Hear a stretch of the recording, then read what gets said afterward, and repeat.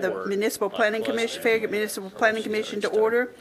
We'll start out with citizens forum, and I want to say something first. If you haven't driven by Founders Park on Campbell Station, be sure and do that. It's very, very nice. Thanks to Bub McKelvey and his department. Every year they do that, and they keep getting better and better and better. And it's can't wait to see what they do next year. He told me one time they start in January, planning for the next year.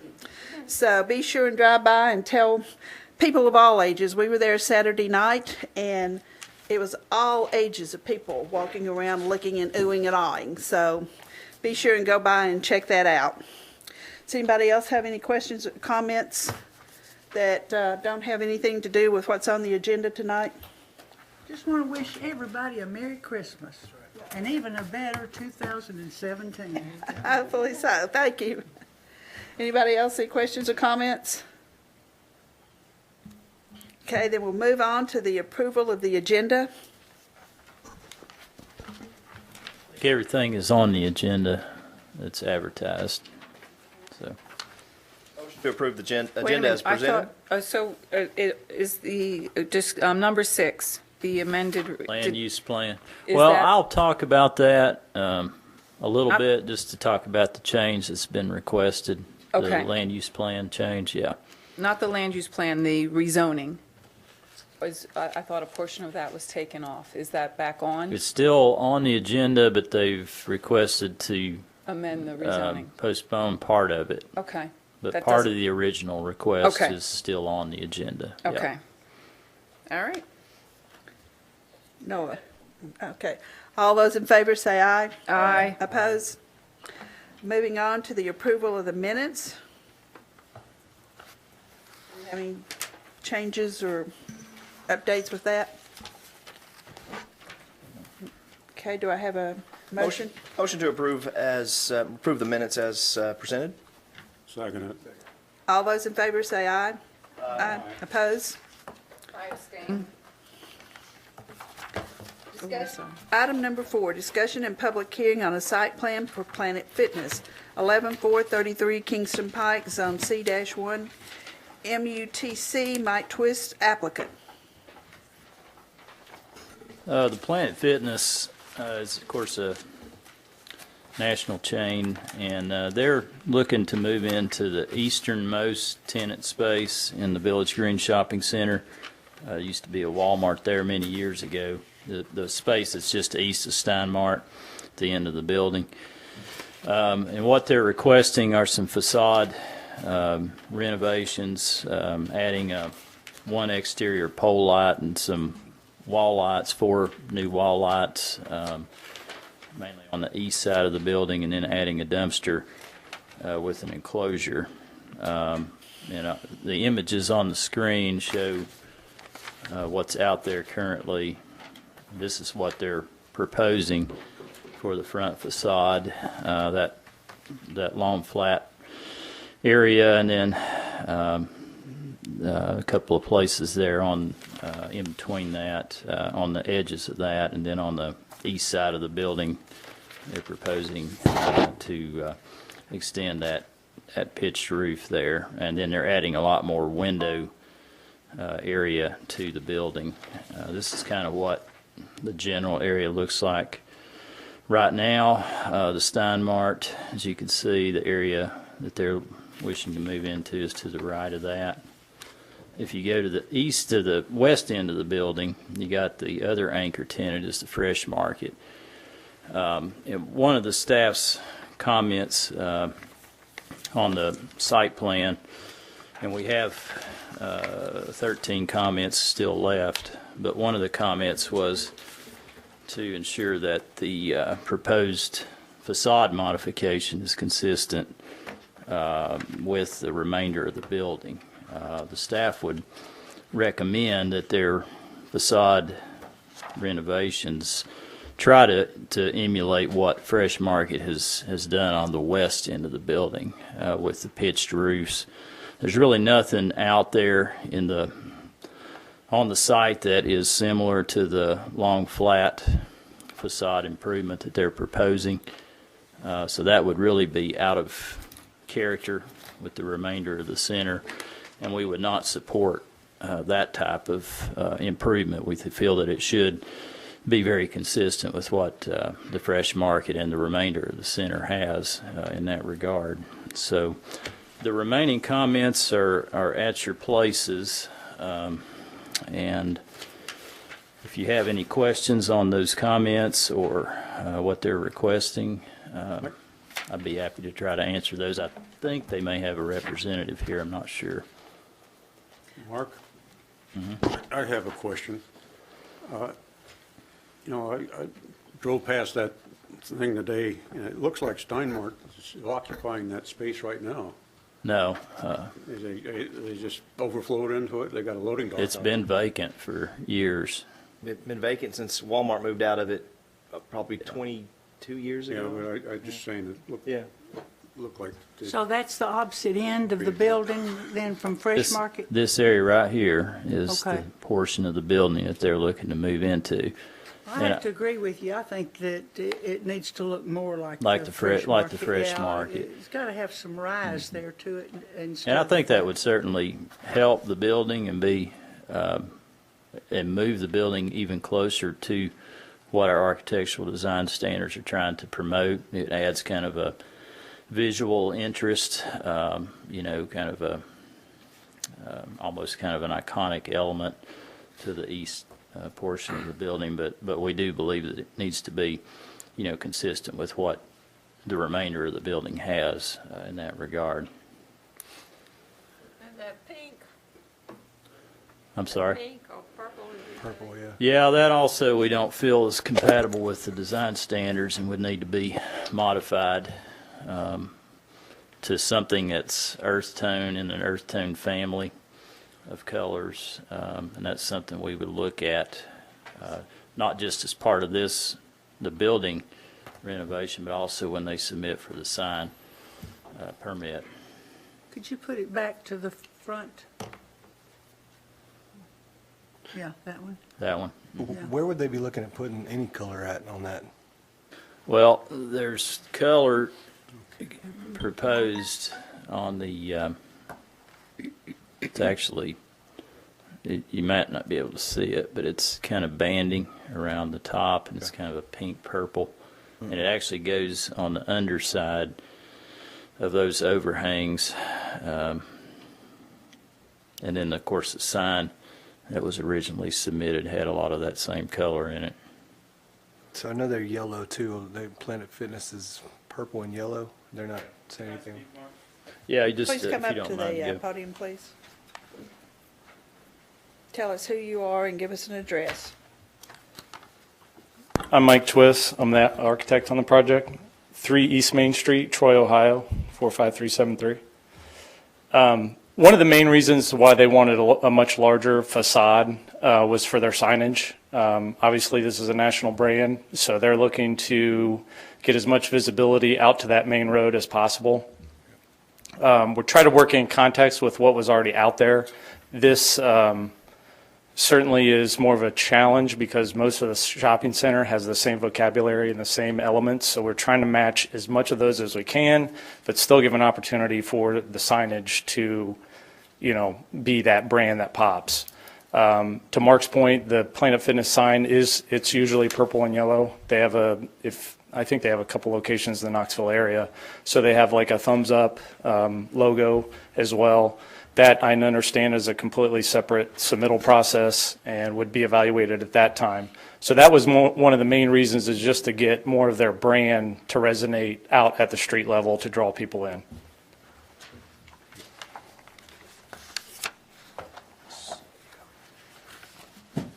And Mark, as far as that purple color, that's their brand color. If it's imperative that it matches more the rest of the shopping center and it goes to that, I think there's like a muted tan, that's fine. That's not a huge deal. Yeah, the main thing to me was just making it more architecturally compatible with the facades that are on the remainder of the building, either Fresh Market or like you have even at the Steinmart, where they actually have their sign in that pitched roof area there. So something like that is what I would strongly recommend. That is added on the east end of the building where Planet Fitness would be going. I'm going to jump in. Mike, welcome to the town, and we welcome you and your client to the town. The horizontal parapet is just completely out of context with this building. And I think, quite frankly, the only way you could get my support is to try to incorporate some sort of gabled element on the front. You've already got some gables that kind of anchor the parapet, and you've got a new gable down on the corner. But the parapet is inappropriate in this particular shopping center. Obviously, the biggest reason why we were pushing for that is a larger sign. So as you can see, the Steinmart sign, I mean, if the limitation is going to be, because of the gable, I mean, we could create a huge gable, but the problem is it's going to be 50 feet tall to get the signage that Planet Fitness would push for. So we don't want to do that. If I need to go back and tell our client, hey, look, you're looking at a really small Planet Fitness sign, you probably can't get your thumbs up because you're talking about a gable about the size of that Steinmart. That's pretty limited sign, especially with a brand that's the letters themselves are, Planet Fitness is pretty lengthy. Wait, Mark, will you go back to the Fresh Market? I was actually in the shopping center today and kind of thinking about this and in context. So I think there's an opportunity there that because of the length of your client's name and their brand, you could do something like this to be able to get it in there. At the end of the day, you got to keep in mind, are you familiar with the 1-to-1 ratio on the sign? Mm-hmm. So you're only eligible for 1-to-1. And so you're probably not going to be eligible for the signage that you have maybe in other markets. But this might be a way for your client to be able to get some comfort with this particular location. Obviously, we're delighted that this space is going to be occupied. It's been empty for a long time. Yep. And again, we welcome you and your client to the town. But we've got to figure out a way to bring you guys into consistency and compatibility with the rest of the shopping And center. that's great. To be really honest, this is the first time I've heard of this. So it's a little unfortunate that when we spend a lot of time and effort and money and submit all the plans, and the first time we're hearing about this is in the meeting. I mean, I received the 13 comments, but I never received anything about the parapet. So it would have been very beneficial if we would have received this a couple weeks back. We could have already started to work on some of the modifications. Well, I suspect that if you would have had some renderings and shared them with staff in a staff meeting in the past month or two. Oh, yeah, we have. And the parapet didn't come up. No. Well, I mean, it takes a little bit closer look to go spend some time in the shopping center to understand that even though on Parkside Drive there's a lot of stucco buildings with parapets, Right. But at Village Green there are not. And so it's not something just as easy as to say, well, we don't allow parapets, because there's a lot of parapets in the town of Farragut. And there's actually times where we actually encourage them to hide HVAC units and things like that. But under this particular scenario, a parapet is out of context on this building. Yeah, we've always talked about it being architecturally compatible with the remainder of the center. The first set of drawings that they submitted was so incomplete, I didn't even send it to our inspectors. Okay. So, We'll go back, we'll redesign the whole thing and make it match Fresh Market. I mean, that's the only thing that we can do in order to get approval, so we got to do that. To match it. We're not I saying you have know, to match but, it. well, pretty much, but that's fine. I mean, as an architect, I mean, Mark. I think you understand Mark, consistency Yeah. and compatibility. Nope, I Back to understand. their rendering. Yeah, that one. Does anybody else have any questions or comments? Mike, I wanted to ask if it's possible that you could put Planet on one line and Fitness on the other. They have a national signage company that does all their That requires it signage. to be So in one line. we've done it both where it can be stacked or linear. So they'll submit all their plans for Well, the maybe when signage. you're rethinking this, you might consider if there's a way that you can make it two lines rather than just one, Right. and still have your signage larger than. Mike, I would also encourage you to think about that 1-to-1 ratio, and when you're in your CAD software, play with that 1-to-1 ratio, because it may be that you don't need a parapet as large as this, because by the time you put your sign up there, your scale is going to be all wrong, because your sign can't be as big as what you're hoping it could be. Well, and that's one of the things we were trying to work with, is to avoid getting a really large parapet, to avoid wind load, snow load ramifications. This building I mean, I gotta be real honest, that whole front canopy, it's not in good shape. So it's all wood structure.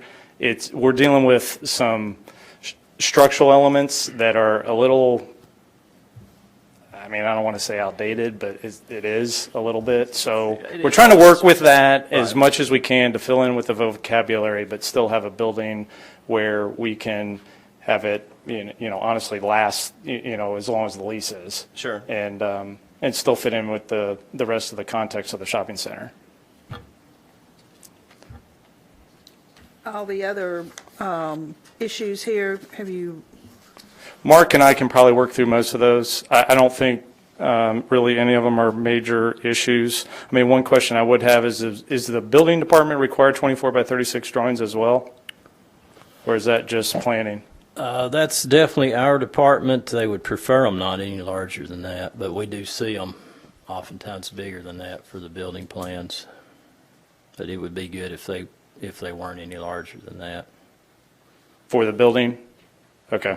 Yeah. For the construction drawings, trying to get something, you should be able to change, if you switch over to like an 1/8" scale, you might be able to get that to fit. I know you've got a lot of width that you're dealing with, and that's probably what is your overall width of your storefront? I do so many of these. Okay. Well, I think Probably comment- 150, 140 feet, I don't know. I think staff comment number 2 is general enough to encompass the gable requirement of, trying to match the fresh market. And that's really what we were talking about in that comment, is to look at the whole center and make sure that what you're proposing on the exterior is consistent with the remainder of the center. And that's what comment number 2, which I did forward to Mike earlier in the week, is talking about. As far as the samples, if we stick with the same materials as what's already out there, would we need to submit sample boards? It's up to you all. I'm okay with that if it's the same materials that you're trying to match. And You're you're working right. with the white, the tan, and the red brick. Yeah. And There it is looks like you've some got maybe a little bit of maintenance that's limestone on needed. this. Is We that? did. We were proposing just for wear and tear on the base there. If we need to submit a sample of that, we can. It's about this big. Okay. But, or we can try to get a manufacturer to cut it up, smaller pieces. I don't think you necessarily have to do that, but it's not a stucco product. It's actually No, it's a no, we have no masonry- EFIS. It's, We have it's no- a masonry product. Okay. We have no EFIS I just proposed. wouldn't want it to get beat up on those Yeah, columns. yeah. Okay. One other question I had was for the dumpster enclosure. We showed that on the floor plan, but then it mentioned a site plan. What exactly are you looking for there? I mean, we don't have a civil engineer on this project because there's such limited work on the site, but if we need to get a civil engineer hired to show dumpster enclosure, topo, grading, storm drainage, everything that's already out there, that's what I was trying to I would check with avoid. the owner and see if they have a scaled site plan already for something this I small. don't think they do. I mean, our electrical engineer did a overlay with Google Earth, and that's what he submitted They for don't have the anything. site lighting. I was thinking they did whenever they renovated. I can check with Davis and see if he's got anything. Where is the dumpster enclosure? It would be in the back. It's in the I back. mean, is it on the back? What, It's is it on the north, building. It's not north of the shown curb on line? It's not shown on the site plan. Yeah, Right. it'd be on the north end of the building. I assume it's on like where the photometrics are. That's the only site plan that I have. So on the building plan. okay. He's got a detail of it, but it's not shown Well, you can just in kind its of just draw physical an X. location on a Okay, site okay. plan. So it's actually contiguous and attached to the building. Okay. The enclosure detail is fine. I mean, I think that Well, you wouldn't, being that the way that's attached to the building there, you wouldn't need any landscape screening there. It's shown on A101. Okay. It's shown on the floor plan. Okay. but it's just Well, I don't not have that shown particular. on- I don't have the A101. I got most of the elevations and the data sheet and the photometrics. with Davis and just see, because we need a scaled site plan, that does show that. And Something that Mike could just produce in his office instead of having to engage a civil engineer on this, don't you think? probably that minor of, since you're not doing any other, We're going to put a handicap ramp at the front entry. I mean, other than that, we're not really making major modifications to the site. yeah. And then adding the one pole over on the Yeah, east yeah. side. Right. You're not changing any impervious surface or anything like that with that dumpster enclosure. I mean, No. quite frankly, I think it's an improvement. Yeah, because yeah, I agree. There's a lot of dumpsters that aren't in enclosures because they're grandfathered in Right, that building. right. So, I mean, I look forward to what you guys are doing and being able to get that in an enclosure. So I for one, I mean, if you're comfortable with it, Based staff's on comfortable the with it, just scale of what they're let him proposing. let him run it based on his software and be able to put that dumpster enclosure in there, and that way you're not having to bring another consultant on board. We can show it on that same photometric drawing if that's fair enough. See the location and how far it is in relation to the nearest property lines, that kind of thing. Question. Okay. Not to you, to Noah. I'm sorry. I'll be recusing myself because of my conflict of interest of owning Anytime Fitness. But what is photometrics? The site lighting. my new It's definition basically the measurement of there's X number of light over here and Y number of light over here. So we're just talking about site lighting. Okay. We just call it photometrics. It measures the foot candle. Yeah. So there's obviously a page with photometrics on it, and Yeah, that's it's actually where- it's actually in our packet. Yeah, it's that E, is. It's E001. And it's something anytime that we get somebody starts getting into commercial exterior lighting, it's a requirement. And basically what it does is we want a number. We're not really telling the applicant that they have to light their site. They're actually doing that for probably their own safety of their staff and Yes. their customers. But what we want to make sure is that their light is not polluting on adjacent properties and adjacent right-of-ways. And so that's what the photometric plan tells us is that, hey, his foot candles are not spreading over where it shouldn't go. Okay, but you're also saying it would be fine to show on this Yeah, I'll particular be fine plan? with as minimal as you know. Their site plan changes are so minimal. It just seems like it would be a hardship to make them have to bring a civil engineer involved on board for just the couple of things that they're doing. And like I said, I think there's some improvements here, and they're so minor in nature that it's not necessarily required just for a dumpster enclosure piece. It's really, I mean, right now there could just be a trash can out there and we couldn't do anything about it, and they're actually taking it up a step and putting it in an enclosure. I just needed to add my definition of the day to my book, so I A appreciate new word, that. a new word. Thank you. I'm sorry. I like the window space you're adding. That's a real nice. You can see on this versus what's actually out there. It's pretty bland. There's no. I will preface, I mean, that's our goal, is to get all those punched openings, but our structural engineers just started looking at this. So if Okay. that's a shear wall, I mean, Right. from a cost standpoint, it's possible we may not get as many windows as we'd like. Well, you get a lot of but money starting to have to header and lintel off all yes, that. so. It needs some maintenance. And Yeah. you're okay with the changing the purple banding? Is that Well, I mean, we an gotta issue? redesign that whole element right there Okay, to match. I mean, we're gonna pretty much match what Fresh Market did. okay. And then we'll just work with the signage. Just so there's no misunderstanding, your signage is going to have to follow some of that same color Yep. characteristics as well. I mean, what's consistent with that particular shopping center? Obviously, if there's purple already out there, I don't think there is. Then Well, and we've that might had be different. I mean, some shopping centers around the country, it's like they all have to be black lettering. Right, right. So this may be similar. Okay. And then, Mark, one last question on the RTU screening. Our goal is to put the RTUs right back in the same locations where the old ones are.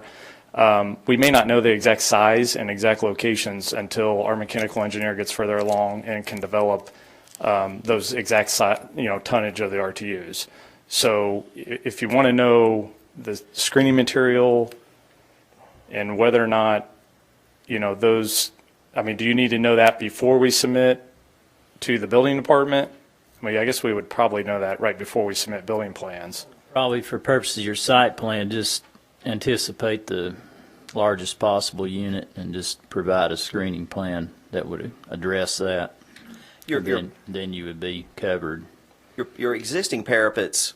Well, we're fine from the kind of front. mansard. It's kind of mansard, I guess. he's It's fine not on really an the issue. front. It's probably the side. East side. It's the north side, and that's going to be challenging, and probably also maybe some of the east side. Yeah. Seems like that mansard parapet goes back half the distance and Well, then I think stops. there's a photo of it. Okay, I mean, Yeah, fortunately, it's that pretty grade flat. goes down, it doesn't go up. that's true. And so you can't see the current RTUs from that side of what's the road there? Campbell Campbell Station. Station Uh-huh. Road. But one of our structural engineers' concern is if you put a parapet on that side of the building, one, what does it look like? And then two, wind load, snow load, everything else that's going to kick in as soon as you start to extend that parapet on that side.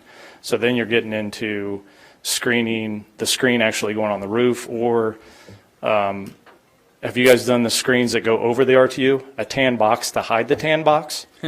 Yeah. It's about $10,000 a piece. Costs more than the RTU, but if, we need to look into something like that, we can certainly present those alternatives. And those probably really affect your efficiency as well, don't they? I mean, if your RTU unit can't get the heat off of it during the summer. No, then- they kick out, so they can still draw the outside air intake and all that, but. Let me ask you, with some of the horizontal lap siding that's already on that building, some of the facades, would that be an appropriate material to use for a screen up there, especially if it's set back from the edge of the roof? Instead of them trying to do a masonry, I know we really try to get more masonry type screening, but since there's a lot of horizontal lap siding on this building already, that sure would be a lot more cost effective way to try to get some screening for those RTUs. Might be more architecturally compatible, which is the whole point of that requirement in what the it's all first about. place. But that screen could go up on the roof see, side, that's what I'm not saying. on the parapet, Yeah, that's which what I'm I saying. would All of a sudden you be could all just for. you could just screen basically one side Right. or two sides Yep. wherever you have line of Yeah, sight you issues. would only need to screen it where you might be able to see it from Right. adjacent property. And quite frankly, when you screen all four, then you make maintenance a headache. I mean, you got your HVAC guy out there trying to have to remove all the screening just to be able to, Couldn't agree more. change Yeah. filters or Right. Yeah, that's true. Yep. Okay. Yeah, I'm fine with that. RTU, what is that? rooftop unit. Thank you. So basically, it's your air conditioning unit up on the roof. Keep them coming, no, just keep them coming. Mark, all the other comments, I think you and I could work through, just specifics of exactly what you're looking for. Okay. Well, that's the recommendation with those 13 comments, which number 2 addresses the compatibility with the remainder of the building. If you all are Or questions or comfortable with that. comments from anyone else?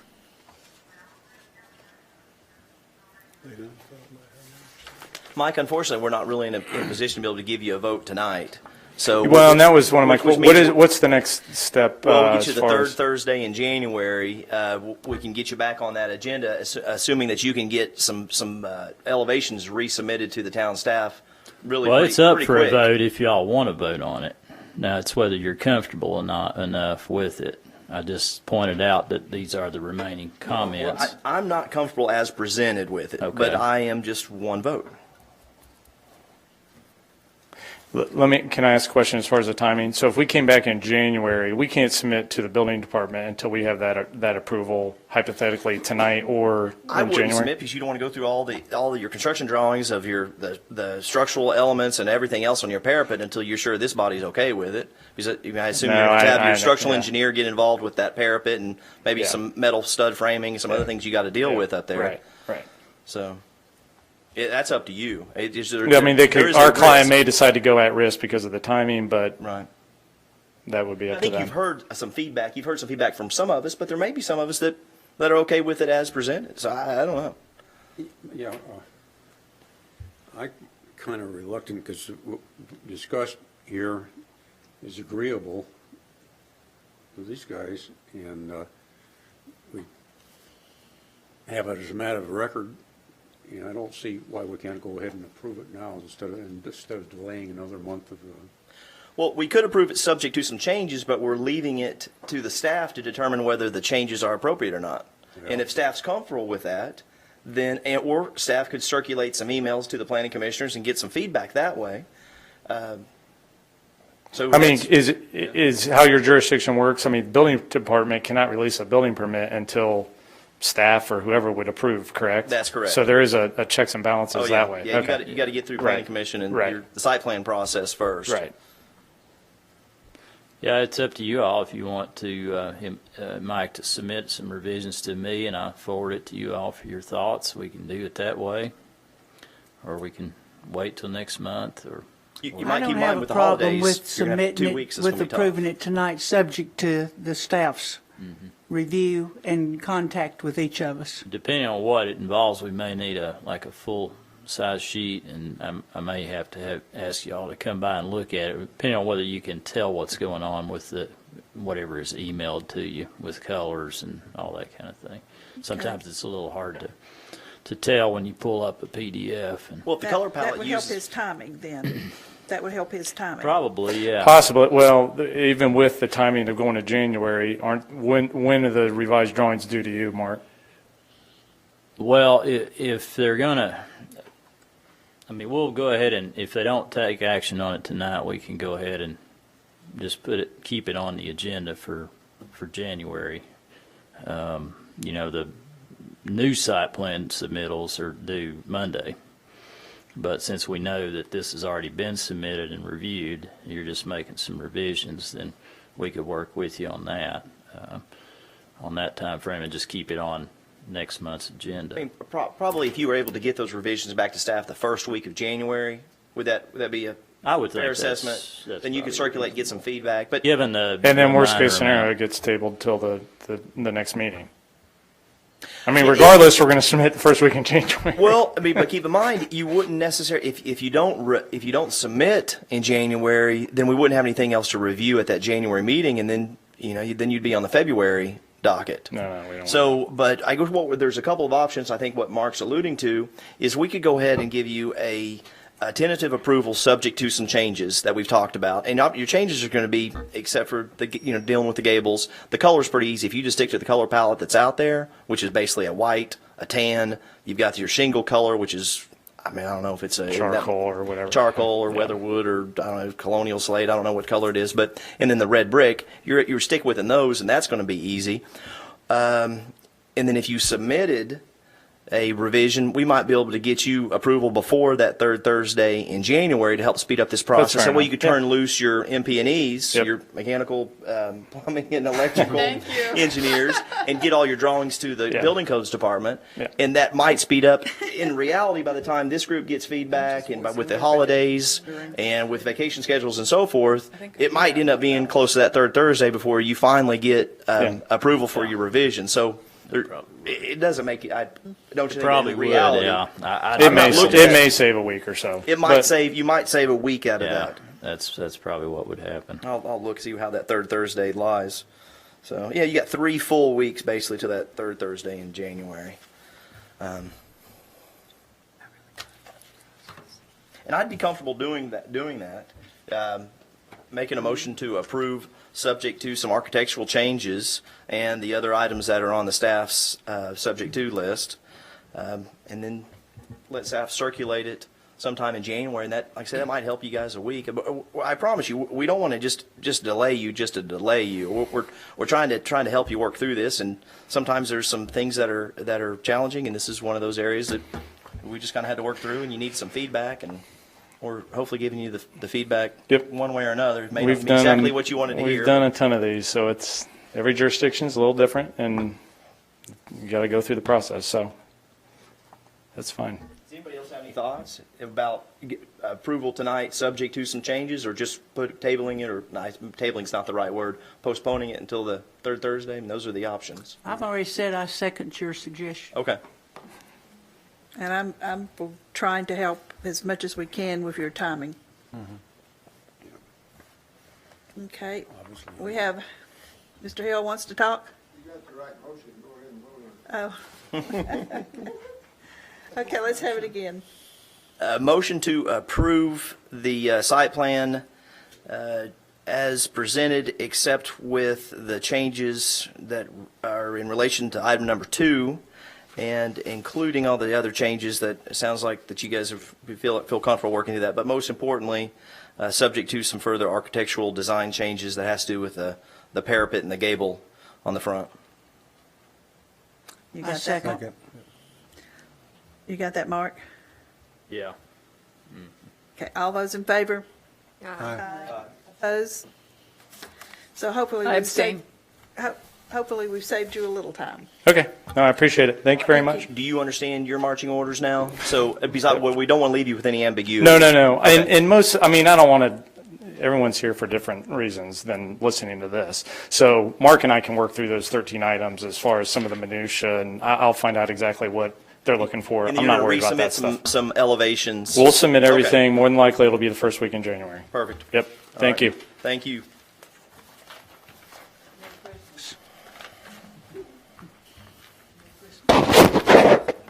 My name is Robert M. Hill. I live at 11504 Mountain View Road in Farragut, Tennessee. And you made the right move on that. But we've talked 30 minutes about this issue. That's a very old shopping center. Nothing's going to change in the parking lot. Nothing's going to change about the lighting. Nothing's going to change about the access. I presume this gentleman is going to lease the property and make some changes externally and internally to fit his business need, which will have to go through the building codes and inspection group. But it seems like to me where you've got a shopping center that's in business a long time, historically, that it ought to be really easy. I think you ought to use this issue as a test bed to find out how much easier you can make this for applicants than it is now. Because you've talked over a lot of things that really are kind of automatic.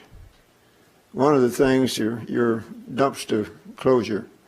Mark, I'd suggest that you have somebody gin up a sample dumpster closure and include it in the subdivision regulations if it's not there now. So that way you can give the occupant what he needs to build right then. I mean, just right straight from the regulation. So why don't you, and if you want me to, I'll do this for you.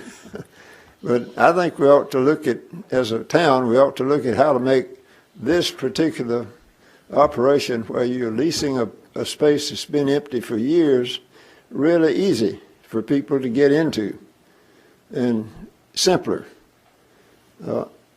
For one thing, the lessee ought to be getting some information from the lessor regarding what the requirements are in the shopping center, and they shouldn't be at variance with the town's ordinances. So that piece of information ought to come automatically to this gentleman.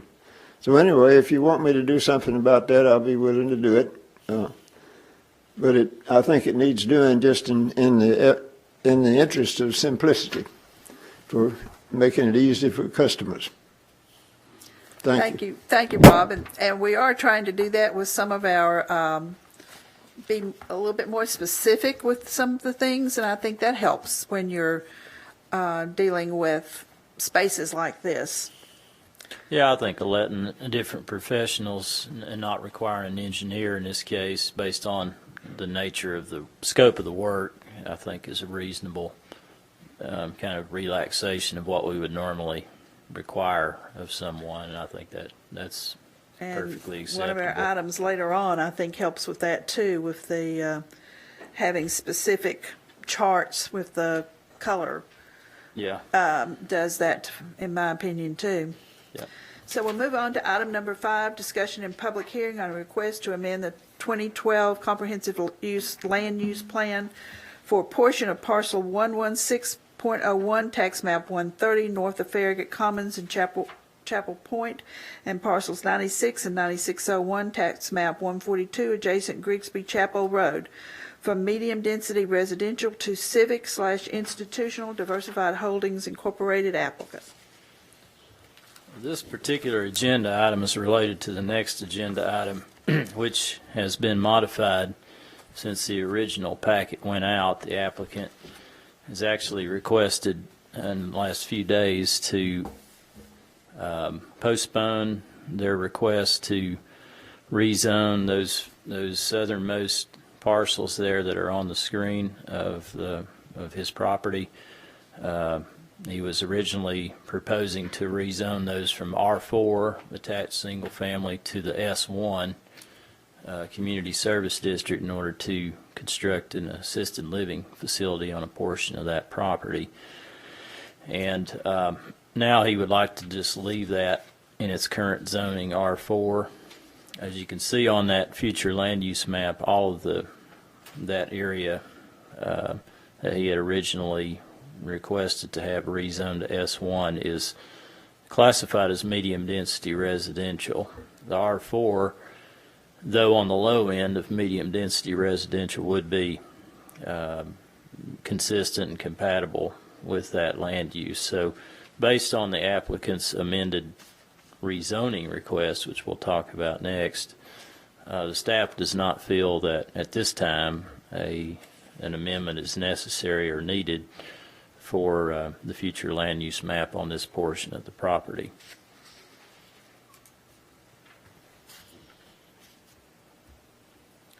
So where do we need to go with this? Just, Well, Go to 6. recommend to probably postpone action on it. We'll need to talk about the next item, but again, I don't feel that any amendment to the future land use map is necessary at this time based on the applicant's amended rezoning request. do you have anything you wish to say? If I understand, my name is Sal Gaudiano, 12121 South Foxden Drive, Knoxville, or Farragut.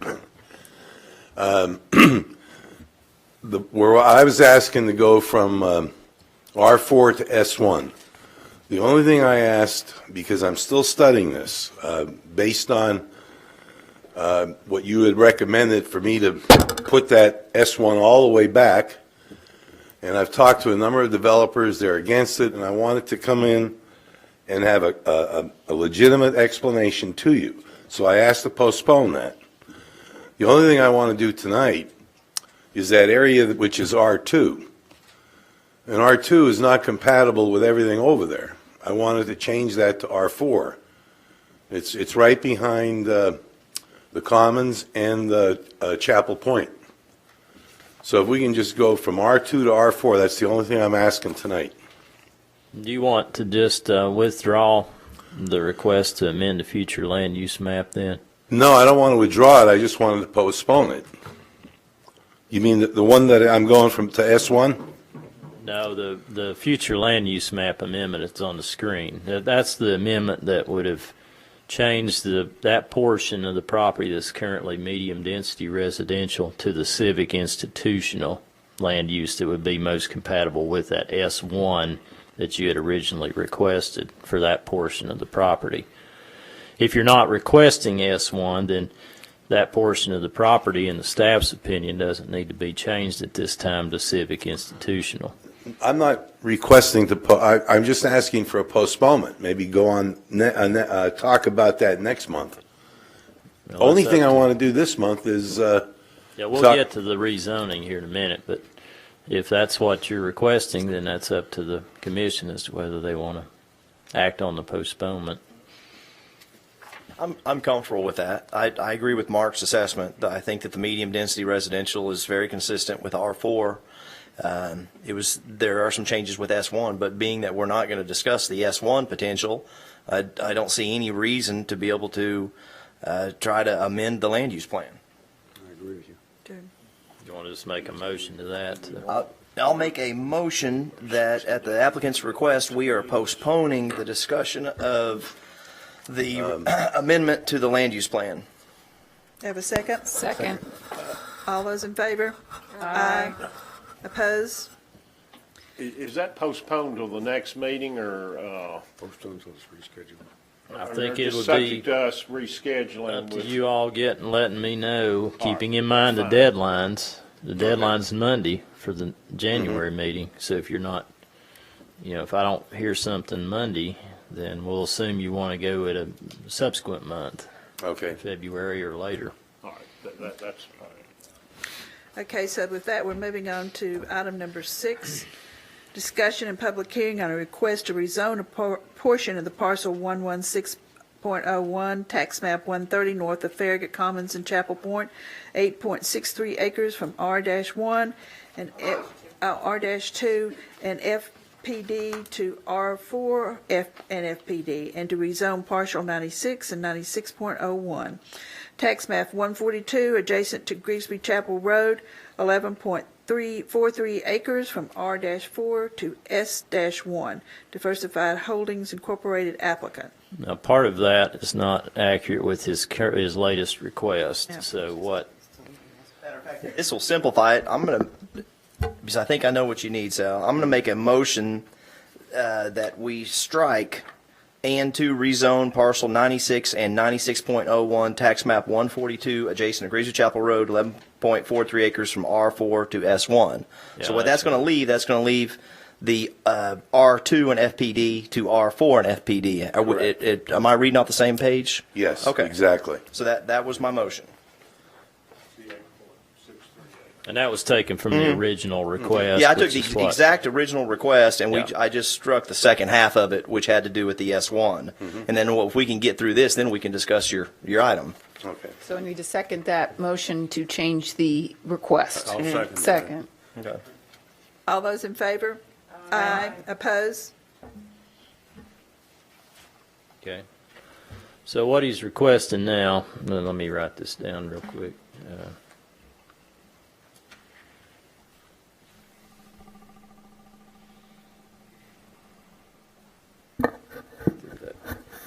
Is basically, as I mentioned earlier, the front portion he's not requesting for S1 now, and it's basically this portion back here near the interstate that's currently zoned R2, general single-family residential.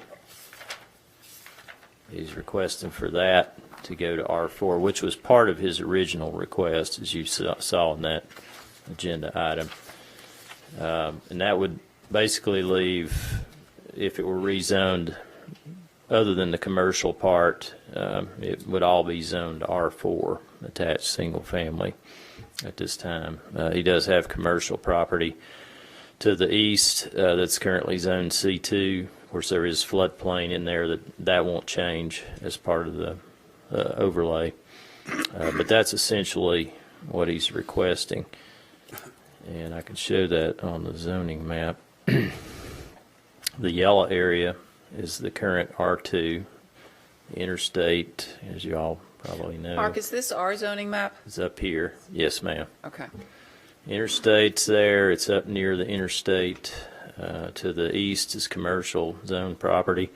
To the south are attached single-family developments, Farragut Commons and Chapel Point. So the R4, in terms of the surrounding plan of development, is,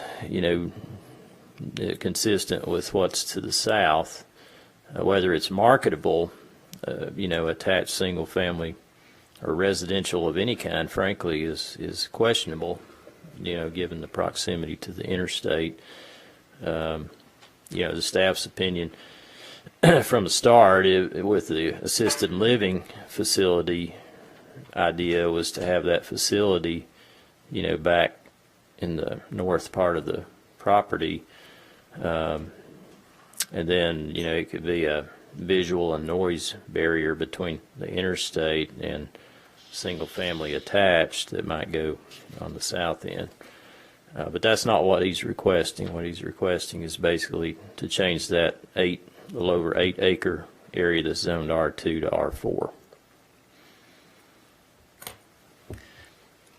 Any questions or comments? This is my concern with this property, is most of the C2 and a good portion of what's behind Farragut Commons is in an unmapped flood zone. We don't have a mapped floodway or flood elevations. Possibly there is a jurisdictional wetlands, which we're not sure if there, it's my understanding is it's very likely that there are, and then of course we have an aquatic buffer that would apply. And we know nothing of where that is and how that affects this property. So my concern is with the rezoning, when does this have to be mapped? Because the section that's R2 right in front of Farragut Commons is currently in what is the unmapped flood zone. Well, it doesn't have to be mapped as part of the rezoning, but certainly would have to be factored into any development of the property. Any site plan, concept plan, or preliminary plat is going to have to have all that information. Yeah. And we don't get to that until we know what our zone is. I mean, selfishly, it'd be nice to look at all of it in context with the S1, but we're dealing with different parcels here. So I kind of got to take a step back and look at the one parcel that you're requesting tonight. And quite frankly, I think it's a better feathering from the commercial to the residential to have that as R4. I think it's consistent with what's around it. I do think you've got some environmentally challenging areas that you got to deal with, and you got to deal with them whether it's R2 or R4 or S1. And we know that you're going to have to deal with them. You're probably TDEC and the Corps and a few other entities that you got to get involved with. But quite frankly, I think that the R4 is very appropriate for that location. Most of that is in the commercial area, in the C2 area, where the wetlands were in the... Right. That little tail there, right? That little behind tail Farragut might have Commons. some problems. Yeah. Right behind Farragut Commons is an issue. Sal, I'd like to ask, why are you deciding to ask for this separation of the rezoning at this time? What's the objective? I wanted to do further study, to comment on what you're asking me to do versus what I want to do. I wanted to put the S1 where I had it, and you're wanting me to put it all the way back. It's going to double the infrastructure cost to put it all the way back. And whether or not I just put that one facility in there and leave everything alone. This land's not costing me anything. I might just do that. But I wanted to be able to further comment to you. And I just wanted to take one thing at a time.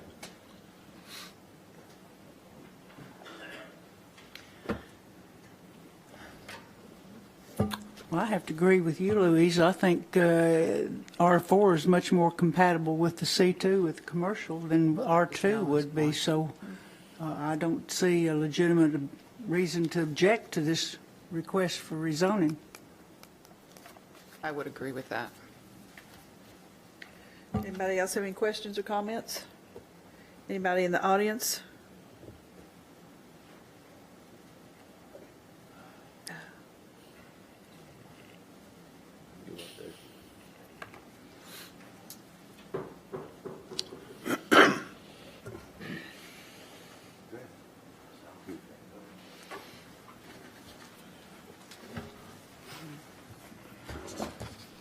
Mo Wyman, 528 Wyndham Hall Lane. We've been working on this since May. I think you all probably know that. And now what we're looking at is a postponement on the S1, the two parcels, 96 and 9601. And then we're coming to the east of that, and we're saying that the R4 is a good transition. That's what I'm hearing you all say, for the next to the commercial. The question I have, how do you get to it? Where's the access? Where's the access to this property that's asked to be rezoned? If it's from Campbell Lakes Drive, it's not insurmountable, but there's a lot of hoops you're going to have to jump through to cross wetlands and floodplain and all that sort of thing. Now, if you look at the, Mark, if you look at the land use plan, it shows, it doesn't show it on here, but the land use plan shows an extension of Campbell Lakes Drive paralleling the creek and then going north and then paralleling I-40 to the west. So as far as compatibility with the land use plan, the extension of Campbell Lakes Drive, it's on the land use plan, it's on the major road plan, both of them. But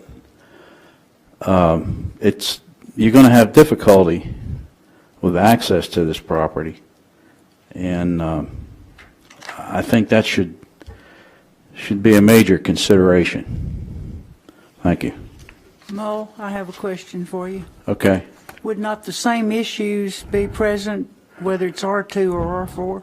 Absolutely. Okay. Yeah. It's going to be difficult.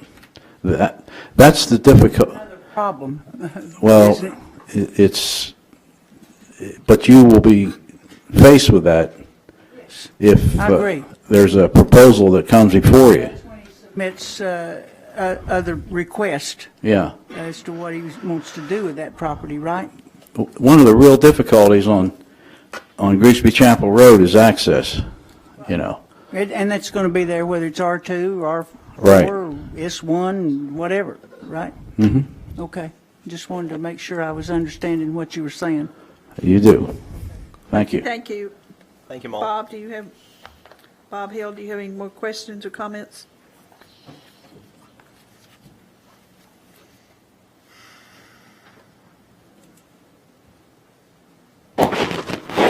I'm not clear how your agenda item 6, the Noah made a motion to change that, but does that mean that motion that was made to change it stops with R4 and FPD, Yes, and exactly. all the rest of that is deleted?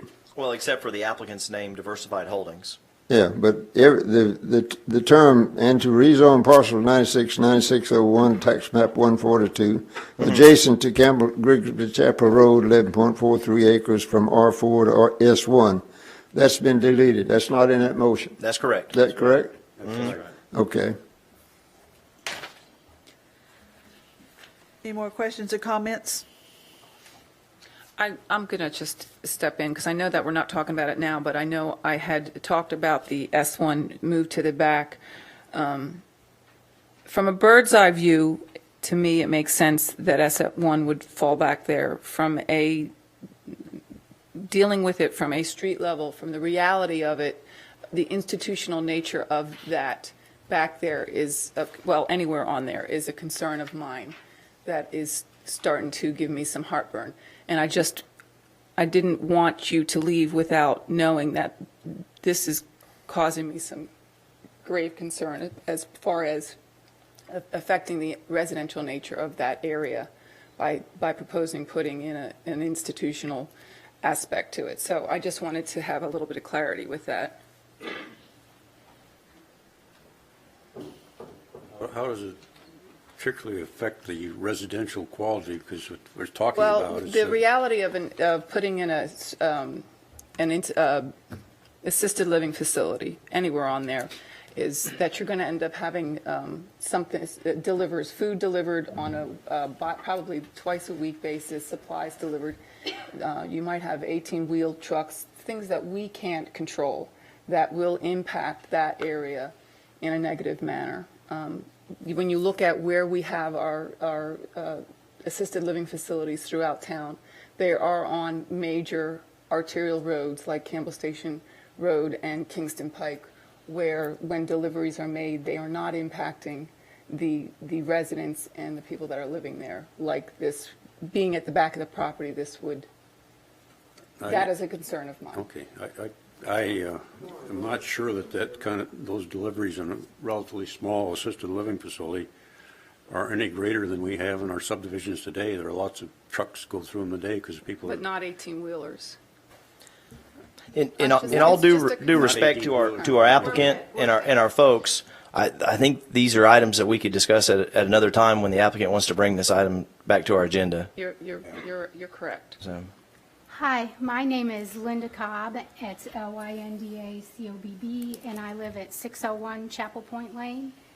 And I'm actually not going to discuss the area I actually live right next to the property where the front property on Grigsby Chapel. But just as a public policy aspect to this whole discussion, I'm having a hard time wrapping my head around the fact that you guys are going to change a whole property zone for him to study it when he knows what the definition of R2, S1, R4 is. You don't need to change the zone in order for him to study what he's going to do with it. And I guess I'm just a little nervous because this is all basically going to be part of a package decision that he's going to make. And so he's throwing pieces of it at us without looking at the overall picture. And I'm not a naysayer. I'm just saying I'm a public policy analyst, and I've done transportation planning. And just in that respect, I find this a little nutty to change a zone for somebody to think about what they're going to do with it. I would rather know what he's going to do with it and come with a proposal. And that's really just my input at this point. I do have thoughts about the assisted living facility that I will come with next time. The other thing I wanted to mention now is that the repetitive nature of this is pretty onerous for all of the people that live around that property. And I've lived in other cities, and when somebody requests a zoning change, they usually have to wait a couple of years before they can come back and request that same zoning change again. And I just wish that y'all would think about perhaps instituting a policy such as that, because I had no notion that this was on the agenda. Nobody notified me, and I had to basically drop my kid at Scouts and run over here to hear what was going on. And so just the repetitive nature of it and the fact that he doesn't really know what he's doing, I would rather you wait and have him come back with an idea of what he's going to do with it, and then I can make an intelligent decision about whether it's something I want in my neighborhood or not. Thank you for listening to me. I know what I'm going to do for the R2 to R4. That the thought process was where I wanted to put the S1. It has nothing to do with R4 to R2. R4 is going to be what it is. You know, it would be attached single living, or whatever that is. Single family.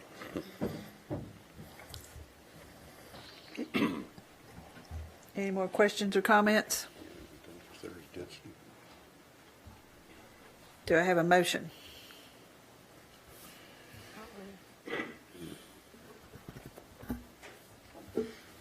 I'll make the motion, Rita. I make the motion to permit the rezoning from R2 to R4. Second? Second. One comment before we do the ordinance amendment has to be amended too. We already voted on that. Yeah, that's what I thought. Yep. You voted on that question. If Roseanne wants to read the request again and enter it into the motion, that we could do that. About the comprehensive land use plan? No, just you move made to the motion to approve the rezoning, and that way there's, for the record, it's read that way that. we know Motion exactly to which parcel approve. we're talking about. There's no ambiguity. Okay, very good. I will do that. I make the motion to approve the request to rezone a portion of parcel 116.01, tax map 130, north of Farragut Commons in Chapel Point, 8.63 acres, from R2 to R4, and FPD, excuse me, R2 and FPD to R4 and FPD. I'll second. Period. All those in favor? Aye. Aye. Opposed? Okay, so we're moving on to item number 7. Excuse me, just a procedural issue. Arthur Seymour Jr., I'm with Mr. Galliano. The part that was deleted, is that sort of hooked in or postponed like the land use discussion on, or changing the comprehensive land use for that part with item 5? Yeah, I think the staff's going to need some guidance from you and your Right. client to figure out what they want to do with that, if anything, in the future. After some period of time, probably a year or so, it probably does just die. Yeah. Yeah, I think in fairness to the lady's comment is a fair comment and a very good comment. We can't just keep dragging these things out, and because what happens is the public process gets compromised. And so, I think if you're going to do something in the future, you need to submit a new rezoning request, and we're going to have to re-advertise it to everyone that's affected, that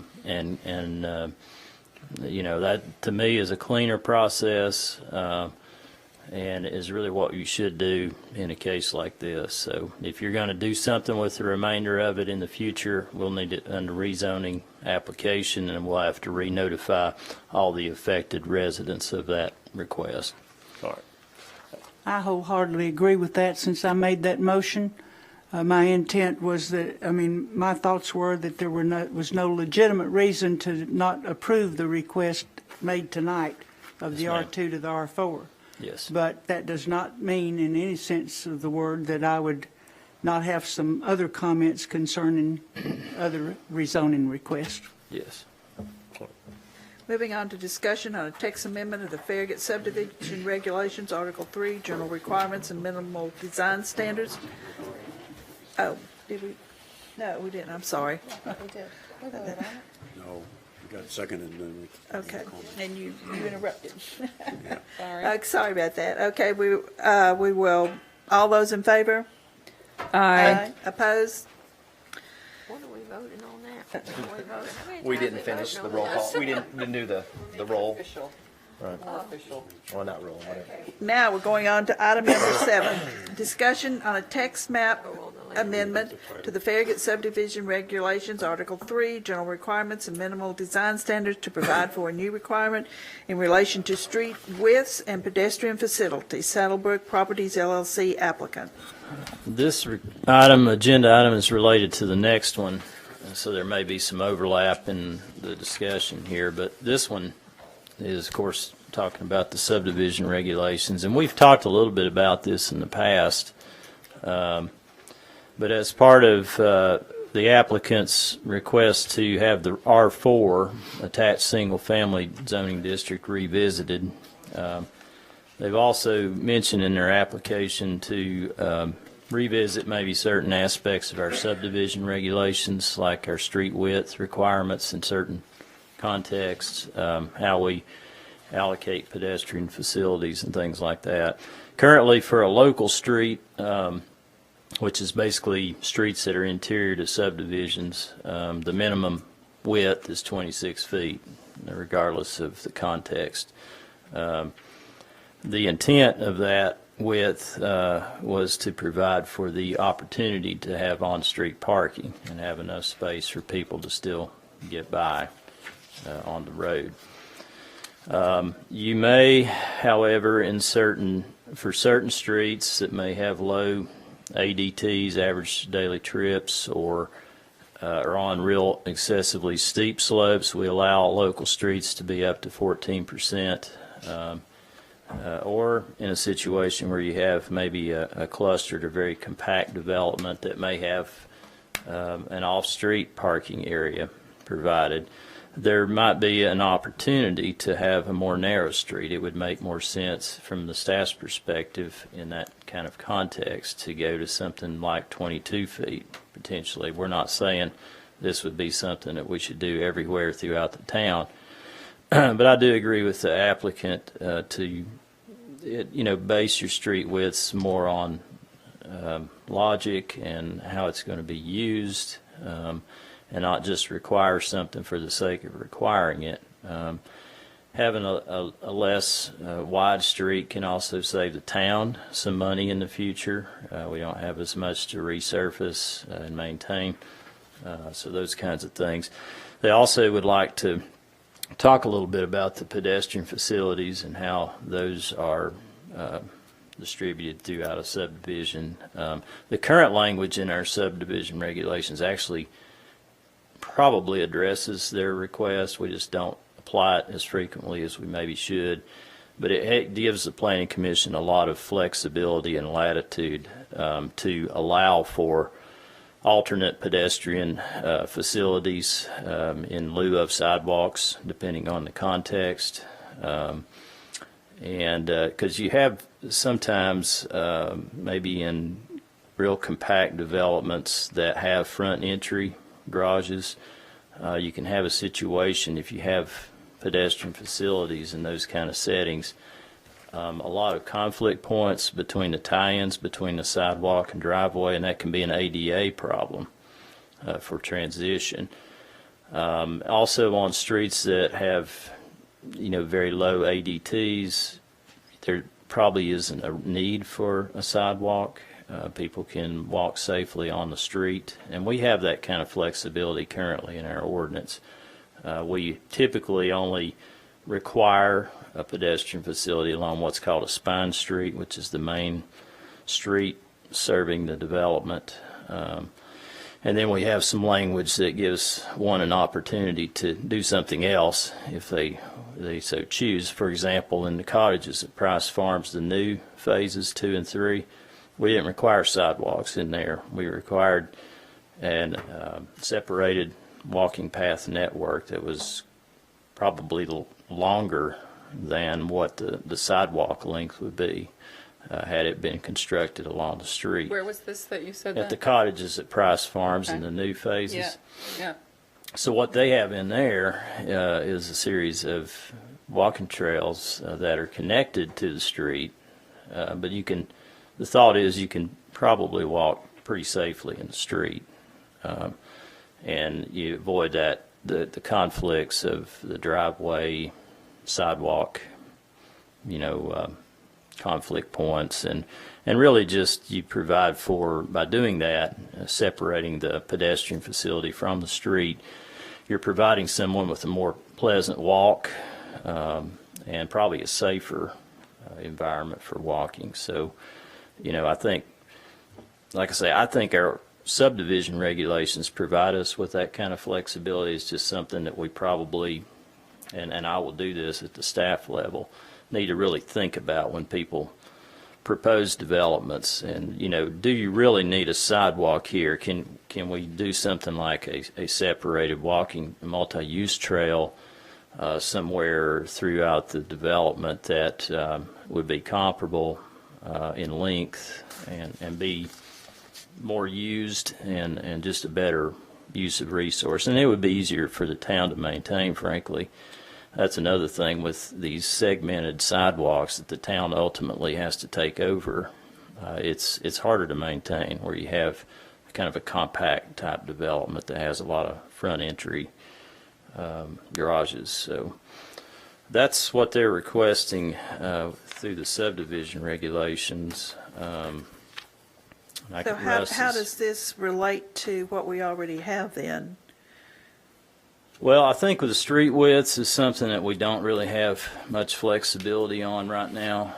We could certainly add some parameters in the subdivision regulations to give a developer more options and more flexibility to lessen the street widths in certain contexts. Right now, I'll read, because I printed out the subdivision regulations because I felt like I was kind of working in a vacuum. Right now, it just says, in extreme cases where topography or other physical conditions make a street of required minimum width impractical, the Planning Commission may modify the above reference requirements. So we don't have, in some of them, we have a star that says reduction in lane width may be permitted due to existing conditions. But we don't seem to have that flexibility with, and that's frontage roads, I'm sorry, with local streets.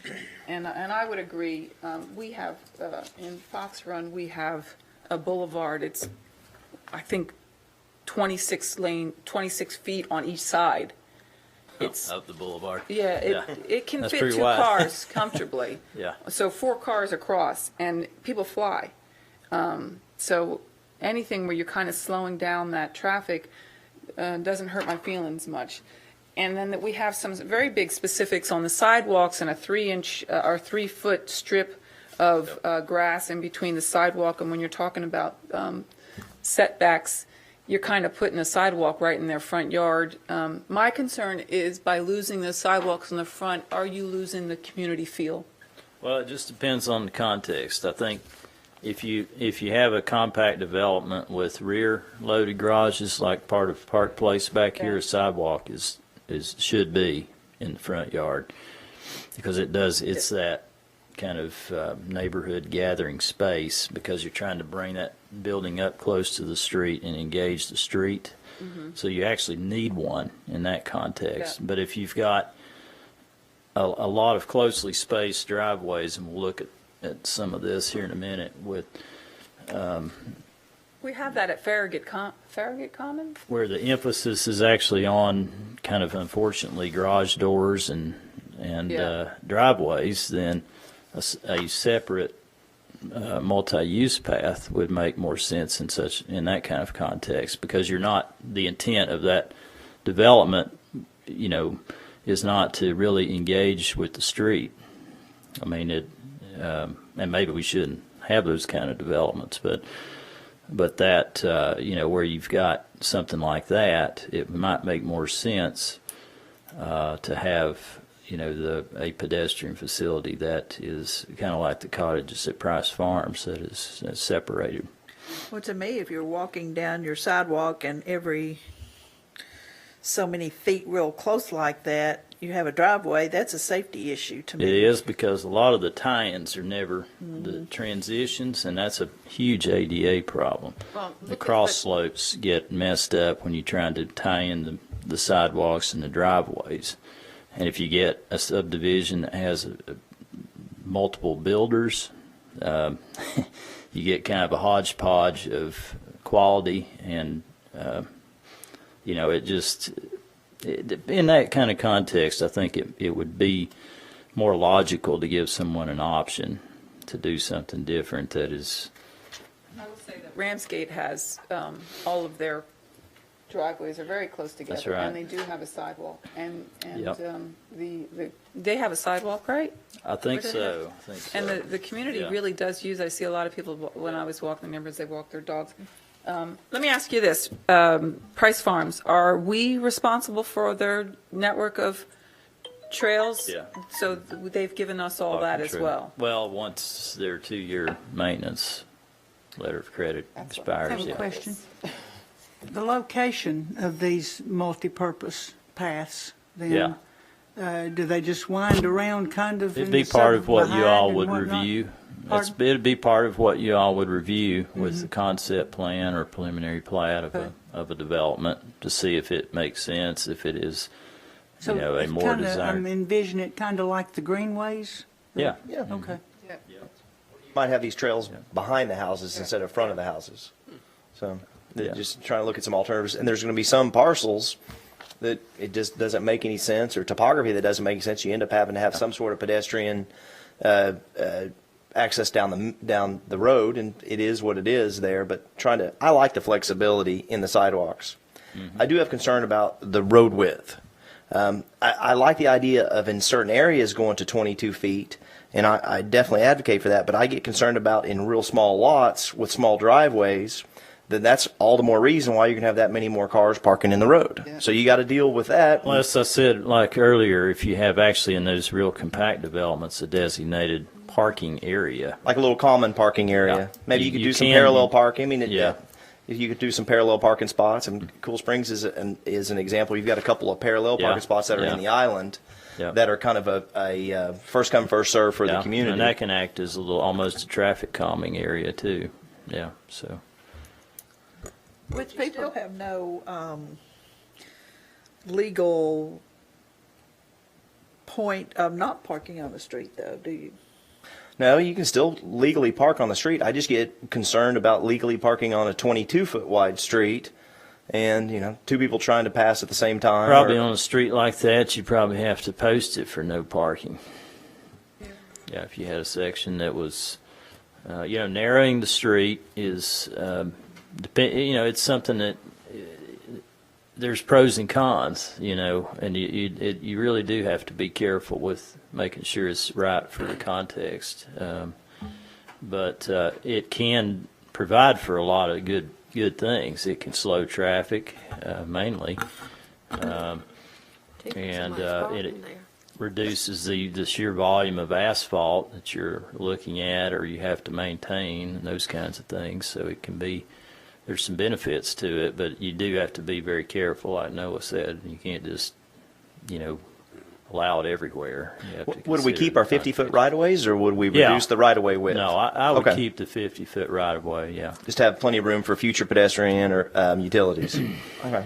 I Yeah. would, Mark, A can I? question Let's about see, the emergency vehicles, Mark, Mm-hmm. fire trucks and whatnot, the 22 foot width have any bearing on if a car's going in one direction? Can a fire truck or whatever pass? Well, they probably would want those streets to be posted for no parking. Okay. Yeah. That isn't gonna work, you know.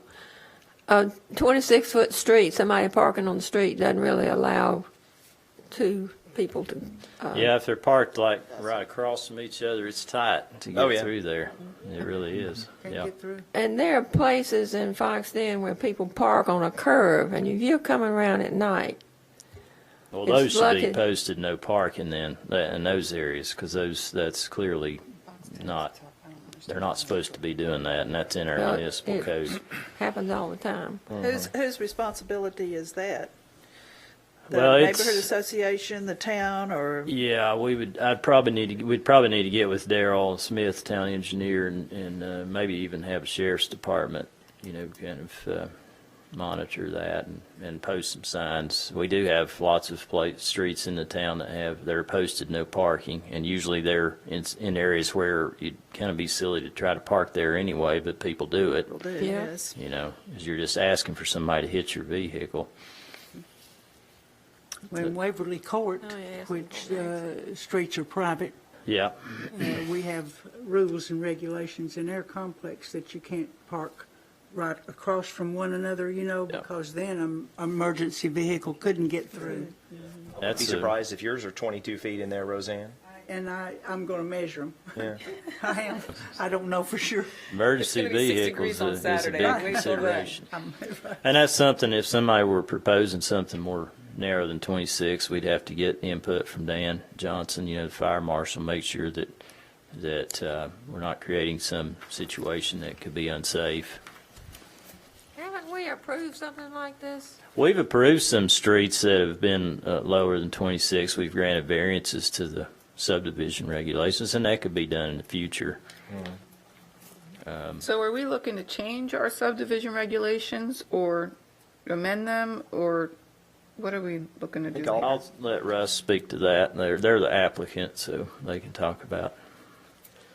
Hello, I'm Russ Rackley, here representing Saddlebrook. My address is P.O. Box 30456, Knoxville, Tennessee. Just a point of clarity to a couple of the things that have been discussed here. Our suggestion regarding the reduced street widths were in limited situations, similar to what Knox County allows for lots of 17 or less single-family detached. They allow you to reduce the road width to 20 feet and the right-of-way Meaning- to 40. The neighborhood has 17 lots or Yeah, less? Okay. yeah, small cul-de-sac neighborhoods, basically infill. Most of the good ground and most of the large parcels are gone. They've already been absorbed. They've already been sold and developed and sold as neighborhoods. So obviously, I would never recommend a 22-foot wide road on a 60 or 80 lot subdivision. That would not make sense. There's way too much traffic for that. But where we find an opportunity to create some nice, attractive housing, and we're trying to find a way to do that and make it financially accessible for young families and for single occupant families, single adult families, it's growing increasingly difficult because the land cost and the infrastructure cost all drive the ultimate housing cost. So we're looking for ways that make sense to both this item and the next item to try to create new and I don't want to call it affordable, but economically accessible housing in Farragut, so that we can get more families in Farragut that don't have the incomes to buy what's here now. So infrastructure is part of that. The road widths, I think, within limits of traffic generation. The sidewalks, obviously, if you're looking at more frequency of driveway spacing, sidewalks on a back of curb or 3 foot off the back of curb become problematic. Even with a 30-foot front setback, if most families, they've got cars in the driveway and the sidewalks you walk with, in Farragut, it's minimum lot width of 75 feet. So you walk for about 60 feet, then you walk out in the road around the guy's truck and the car, and then walk back up on the sidewalk. And so the tighter those get, if we can find a way to do smaller lots and to get a little bit more density and single-family attached, we'll talk about in a minute, then the pedestrian facilities become somewhat of a hindrance along the roadside.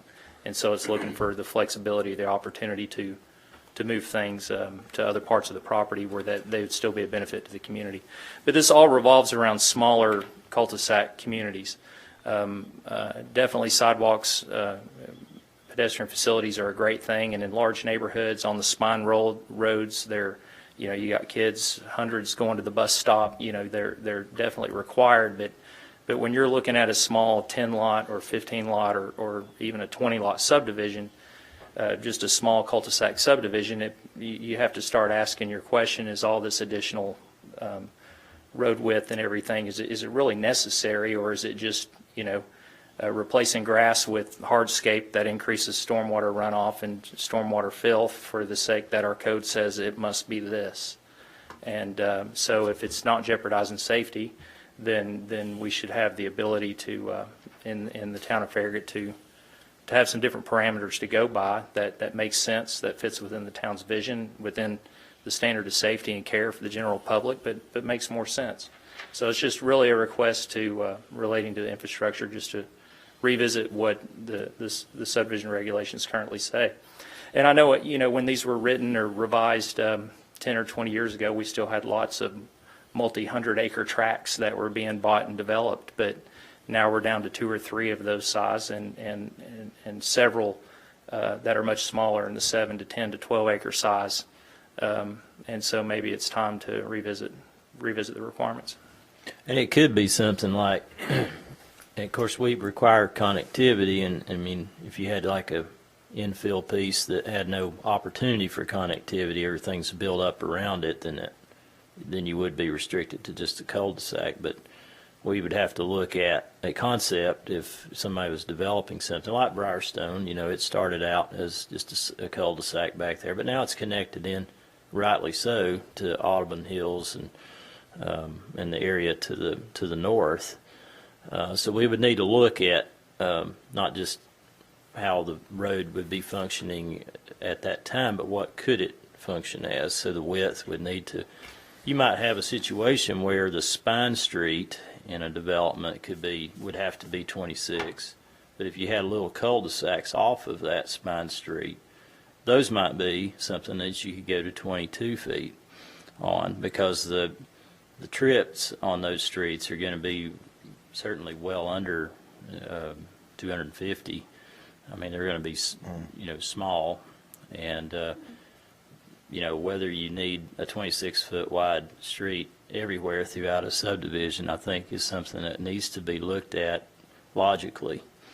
Because again, the town's going to be taking over these things. You're just adding 4 more feet of asphalt that we're going to have to pay for, where we maybe don't need it in all cases. I certainly think the main streets, the spine streets that could connect laterally or some way to an adjoining development need to be up to the required standards. But if there's lesser streets that are just simply cul-de-sacs, it would make sense to have more flexibility to go to a lower width, in my opinion. Yeah, I think a reduced width is really only applicable to dead-end streets, to cul-de-sac streets.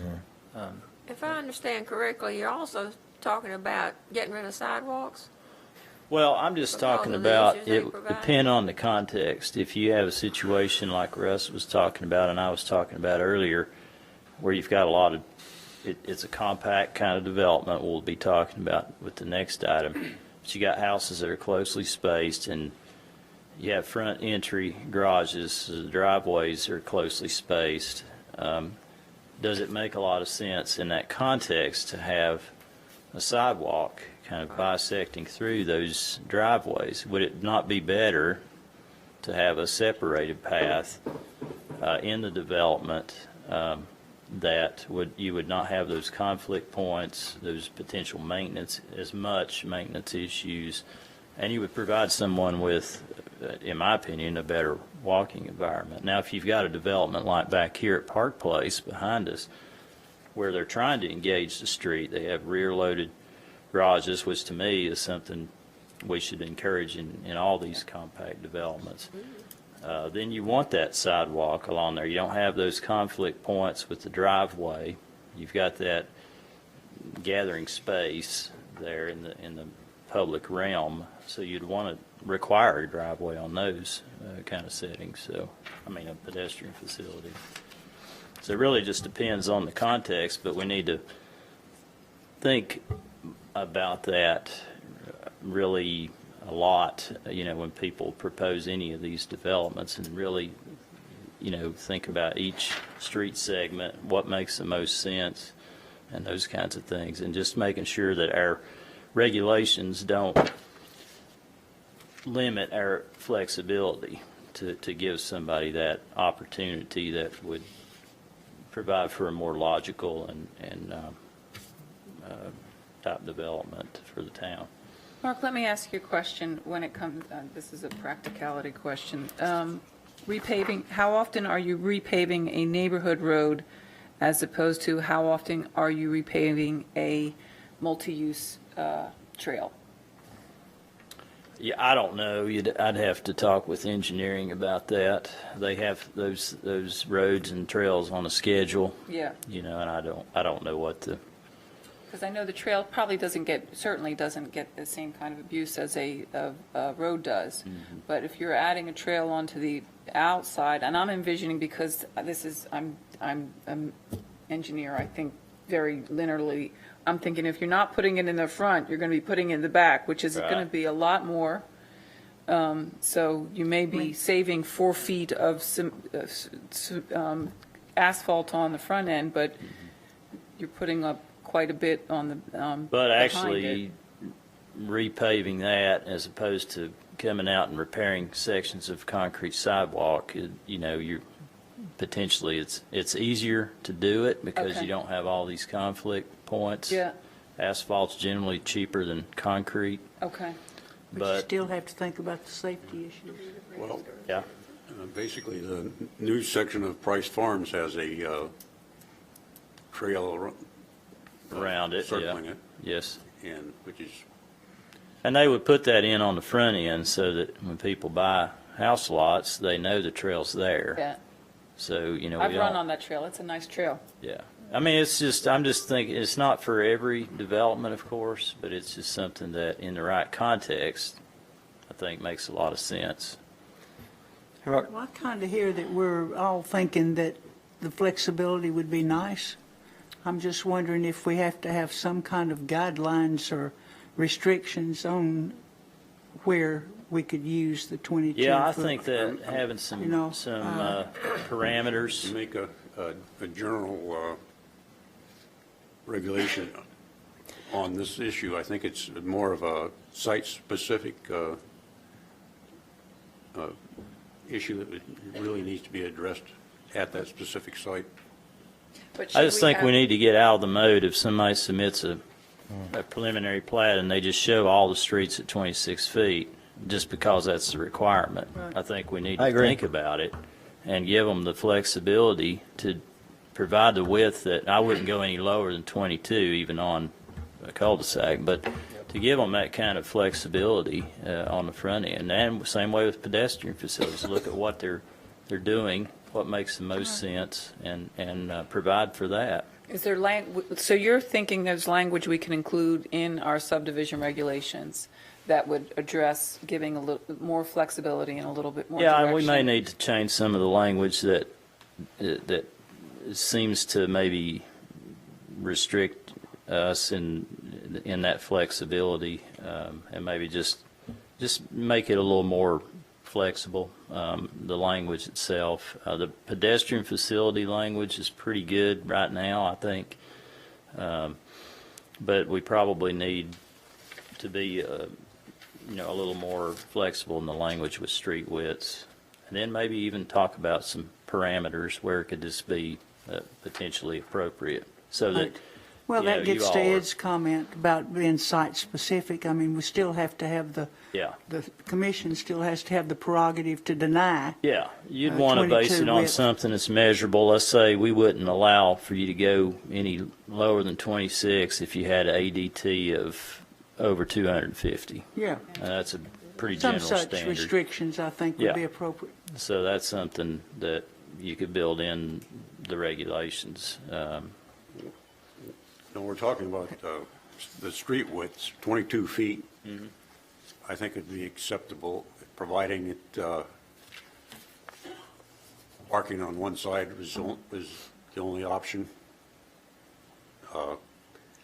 Even with the current one, 26 foot, if you got people parked on both sides of the road, it's not very friendly. And if there are pedestrians out there walking on the road, it's dangerous. Yeah, you're right. That's why in that context, the separated multi-use path might be a better option because you got a much safer walking environment. I know we have connectivity, but like the subdivision you have that we are looking at next, maybe there are some areas that don't need connectivity. Well, some can't provide it because you Yeah. just simply are surrounded by existing development and there's no opportunities to connect. And we have some of that in the town. Certainly, we should try to require it so that we don't end up with another Grigsby Chapel Road where you've got no options and you have to dump out on Grigsby Chapel instead of having other ways of getting from Kingston Pike to Campbell Station. I'd like to look at the rationale of the 17 units. I think that there is some rhyme or reason that Knox County put into that 17-unit threshold. You might want to double check that. It might be 15. Might be 15? Okay. Going off the top of my head. but I thought 17, I thought that sounded right too, or 16 was the maximum, and then 17 triggered a wider road. And It is defined in the subdivision regulations, but I'm not going to rely on my memory. And then, but Knox County also does restrict parking to one side, so you got to do some signage. Isn't that right, Bob? You got to do some signage where it says no parking this side of the street. Yes. So, I wonder if it has something to do with the ADTs that are calculated. It's a certain number. That well, I think Mark's not too far off. Is it? Well, you What's got the about average 10 single family? trips. For Is it- single family, you is have 10? about 10. Yeah. So 10, if you that'd be 170 trips. So that's About each ways, 17 one miles. ways, Yeah. or whatever that is, 85 round trips Yeah. per day out of 17 typical single family homes. Or The max I've seen on these things is about 250. You don't want to go any more than 250. That's what I was thinking, because you say about 10, which means it's somewhere between 10 and 11. that 17 threshold is going, Knox County going all the way to 20 feet. 20 foot, 40 foot right away. So if you're going to limit at 22, maybe that number's 25 units or 22 units or something like that. Yeah, I wouldn't be. I'm not in favor of too much asphalt, but I'd be leery about going lower than 22. Let me ask you this question, because you're talking about keeping the same right-of-way, which for Well, I mean, that's up local, for that's 50 discussion. feet. So if you're talking a small development like what you guys have, that's going into people's front yards. Let me say, I'm Bob Money with Saddlebrook, 122 Perimeter Park Road. You know, the reason that we're just discussing this is actually about the next item on the agenda, and since we're just up for discussion tonight, because the road width and the sidewalks is about the context of a certain piece of property. And what we're looking to do is, because, as Russ stated, there's a lot of small parcels and there's not many big parcels to develop in the town of Farragut. These small parcels, because we are looking at one right now, they cannot be developed under the current zoning and make work economically, so we just can't do them. And then we can't produce, and they don't work because of the cost associated with putting the infrastructure and the size of the lots required, and then the people can't afford the houses. It's a matter of affordability too. So we're trying to do a couple of things. We're trying to make, for our own benefit, make properties work, certain pieces of property work, but we're also trying to develop some affordable new housing in the town of Farragut, which there is none. And to do that, with a little adjustment on the zoning, and Mark, I don't know if you can we not, let's discuss both things at the same time. Let's jump up and Yeah, look at since it's a number 8. workshop, we can do that. There's a lot on the zoning too, that we need to talk about. This is So, let me Item number 8, discussion. Do we That's have to go fine. on with That's fine. Since it's just workshop, we can go Okay. ahead to that item. discussion on a text amendment to the Farragut zoning ordinance, Chapter 3, Section 9, attached single-family residential district, R-4, to provide for new requirements. Saddlebrook Properties LLC applicant. Let me just give you an overview on this, and this is kind of from the write-up from the packet, just talk about this item a little bit.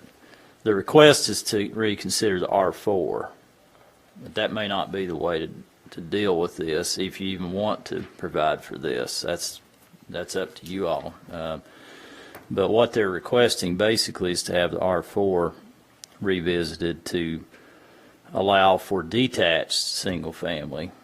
Currently, it only allows for attached. We talked about the fact when we've been making some minor amendments to R4 in the last few months that we really needed to revisit the R4 district in its entirety to maybe word it such that it could be it or maybe a new district, a transitional housing option, particularly around the periphery of what could be a mixed-use town center, mixed-use neighborhood area. That's kind of what we've been talking about in the past. And one modification to the R4 or a new zoning district could be to allow for a mixture of attached and detached, and that's kind of what they're requesting. And that could allow for better internal transition. Remember, we had some questions when the Smith Road property was rezoned that there was concerns, rightly so, about the lack of a transition as explained in our land use plan on that property within the property. So if you had a mixture, you can potentially have an opportunity to provide for a transition with what's around it. The R4 district, like I say, it's attached, and it's pretty apparent in the recent structures that have been built in R4 that there is a desire for detaching them. There's these little covered breezeways back here in Park Place and in Chapel Grove that are only there to meet the letter of the law. They're not really functional. They can Ridiculous looking, too. They can look out of place a little bit. And there's really essentially what the attached developments that have been built lately have just basically been duplexes. We have a duplex zoning district, R5, but it is rarely, if ever, used and probably needs to be omitted from the zoning ordinance. A pretty big minimum lot size. Yeah, so, there's a lot of things to consider, but basically what they would like is an opportunity, and this is some other developments that Ashley and I looked at on off of Yarnell and Campbell Station. This is not the applicant's development, but this is basically buildings that are, looks to me like even closer than 10 feet. But Where is this, Campbell Station? This one is Campbell Station Villas. It is near Ridgeland, across from Ridgeland, off Campbell Station Road.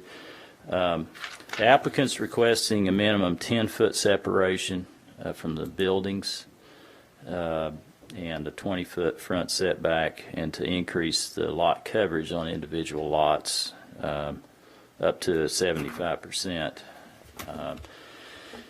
And these are pretty significant change from anything that we have with single-family detached. Currently the closest that detached buildings can be in the town is 20 feet. The maximum lot coverage on single-family detached lots is 40%, and that's the highest in any of our zoning districts. So this would reduce the distance in half and almost double the lot coverage. So it's something important to consider. And there's lots of questions about how this, if you even want to pursue this, but if you do, how it should be pursued. I mean, we could overhaul the R4. We could make amendments, relatively minor amendments to it to address single-family detached. need to look at the locational requirements. Currently, R4 has to access on a local collector or grader, and you have to have at least 5 acres. The R4 could be rewritten to more of a form-based almost, where you establish minimum and maximum build-to lines. That's something a lot of communities are going to. I don't know if it would be appropriate in this context.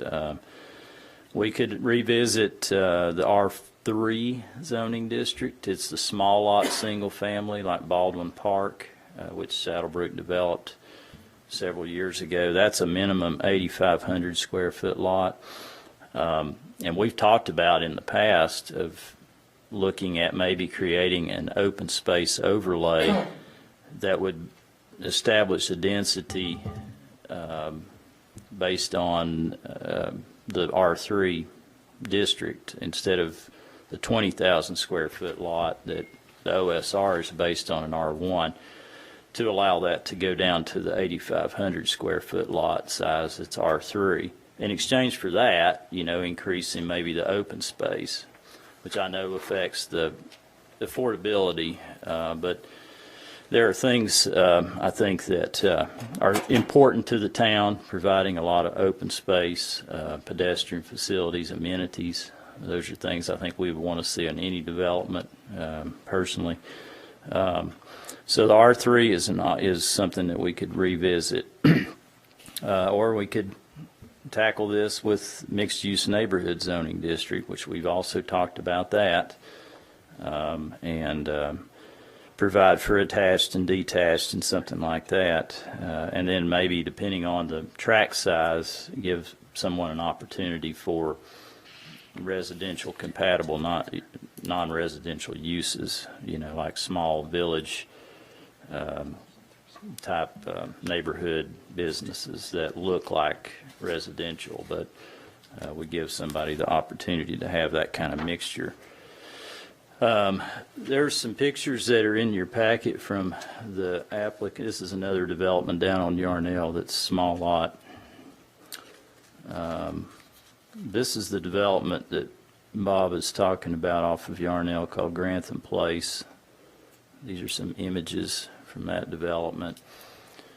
I think from a staff's perspective, as we indicated in the packet, if you do want to pursue these closer space detached dwelling units, I think we do need to establish some location-based limitations. I wouldn't see this all over town, of course.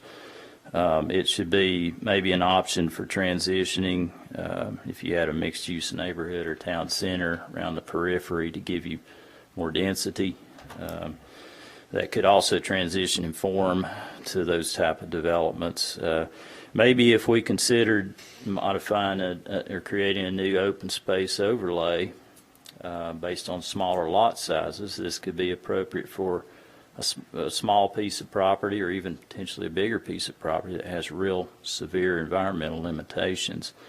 And it might give someone the flexibility to get to cluster their development an even smaller portion of the property to protect those environmentally sensitive areas. So that would mean I would recommend even a higher open space in that context than 35%. What is OSR or OSRs? Open space Yeah. residential. What's the requirement for Well, open the space? density now is based on the R1, which is 20,000 square foot, Yeah. and then they require 35% Okay. open space. I think if we were going to base density on something Something like smaller. R3, I'd go up to almost 50% open space, Okay. because That's a much smaller the lot. idea is to cluster it, but then make it look like it has a lot more space than it does. You have give it kind of a park setting, but you've got your development clustered in small pods on the development. That also lowers the development cost because you're not putting in as long streets or as many utilities and that kind of thing.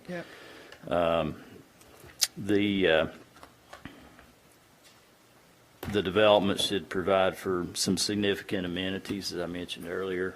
I couldn't tell that any of these developments on Yarnell had any pedestrian facilities or any community facilities, and I think that's something that I would strongly recommend for these kind of developments in the town. It's awfully plain looking. It's awfully I understand plain what looking. the applicant's talking about, and when you start talking about those things, you do add some cost, and I understand that. I'm very concerned about the appearance of the front entry garages and the closely spaced driveways. I think when you go back and look at what you have behind us, and we can go back to these slides here in a minute, but this is back at Park Place. These are rear entry, but the buildings are still 10 feet apart, but they don't look like it because they're brought up close to the street, and you're not kind of showcasing the garage doors and the driveways. It gives it a better curb appeal. This is another view from back at Park Place. I think you could build smaller houses and have that same presentation on the street and provide a more affordable product. and Mark, still- you can't get to affordable. I mean, you're looking at apples and oranges. And Well, I one know of our that's bigger objectives is to houses. make it affordable. And so when you say, well, okay, side entry, no garage doors, build an alley in the back, then it's over. Then it doesn't work anymore.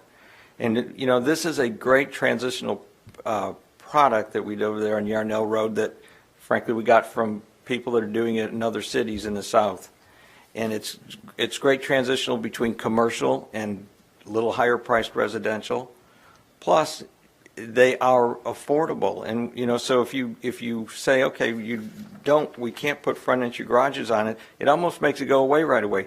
The houses that you're looking at in that picture sold from they sell from $189,000 to $225,000. We built 10 of them on 2 acres, and 9 of them sold before we had any of them finished. So, because they are affordable, and that is one of our objectives on these smaller pockets of land that are left in Farragut, to create some affordable housing for young people and single people. Everybody can't live in a $400,000 house.